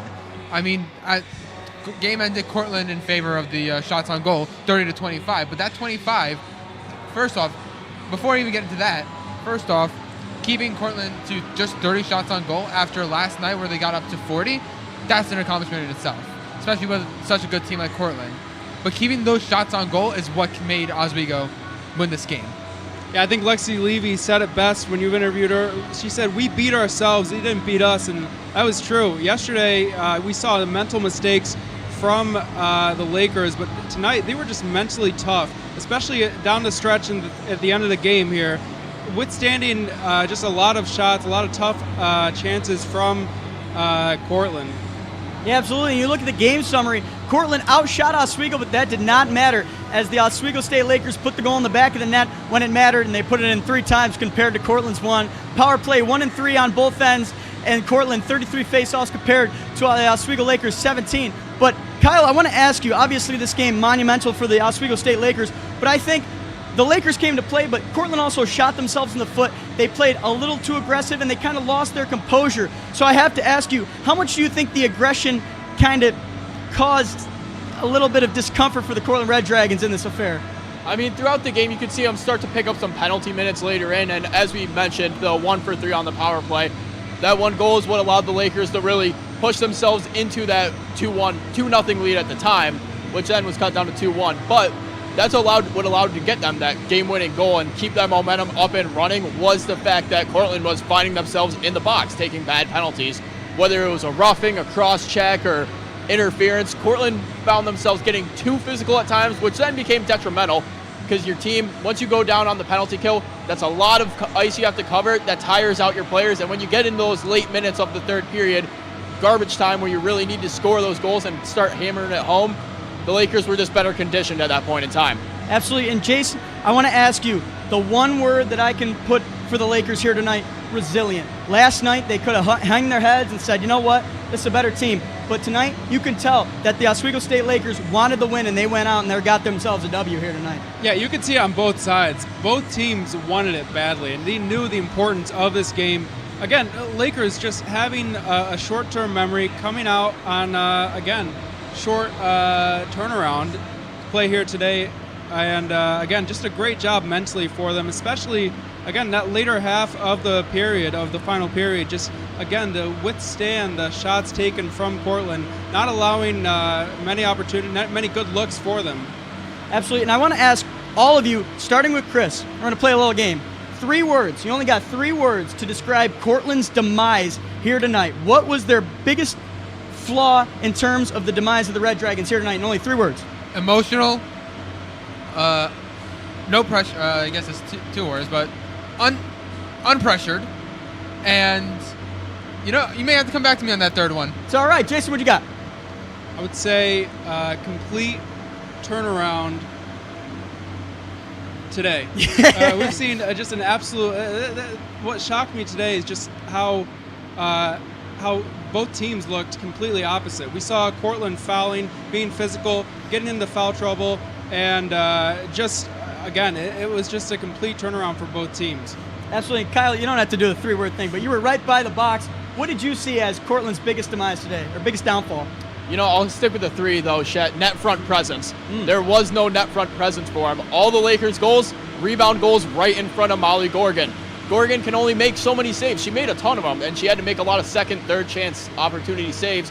She makes those, and then it's the 4th or 5th chance that didn't get cleared out by the defense that ends up in the back of the net. So just getting pucks out of the zone, especially when there's a whole scrum in front of the net, collapsing and getting pucks out from the front of the net.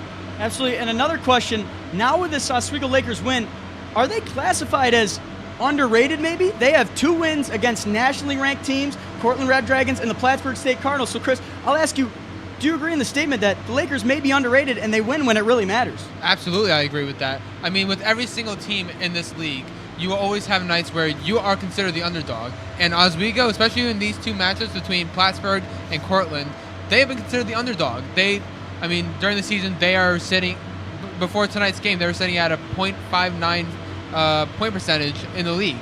And I'm not sure what the calculation is now, but they have really brought it to these nationally ranked teams. I honestly think that they could make a push for 2nd place in this league, maybe even 1st. Absolutely. And Kyle, what does 2nd place in a home playoff game mean to the Oswego State Lakers, who, historically have played much better at home in the playoffs? I mean, any time of the season, whether it's regular season or playoffs, having a home game is a huge bonus because, one, you get to eat your own meals. You get to stay at your own house. You're not on the road. You're not traveling, staying at hotels. So you're a lot more rested, and you're accustomed to it. This is your home. You're used to being here. Who doesn't want a home game? Exactly. Yeah. How do you not? You got your home fans, your home rink, your home locker room. Everything kind of comes together. And like you mentioned, the Lakers 5-3 this year at home, and historically a very good home team.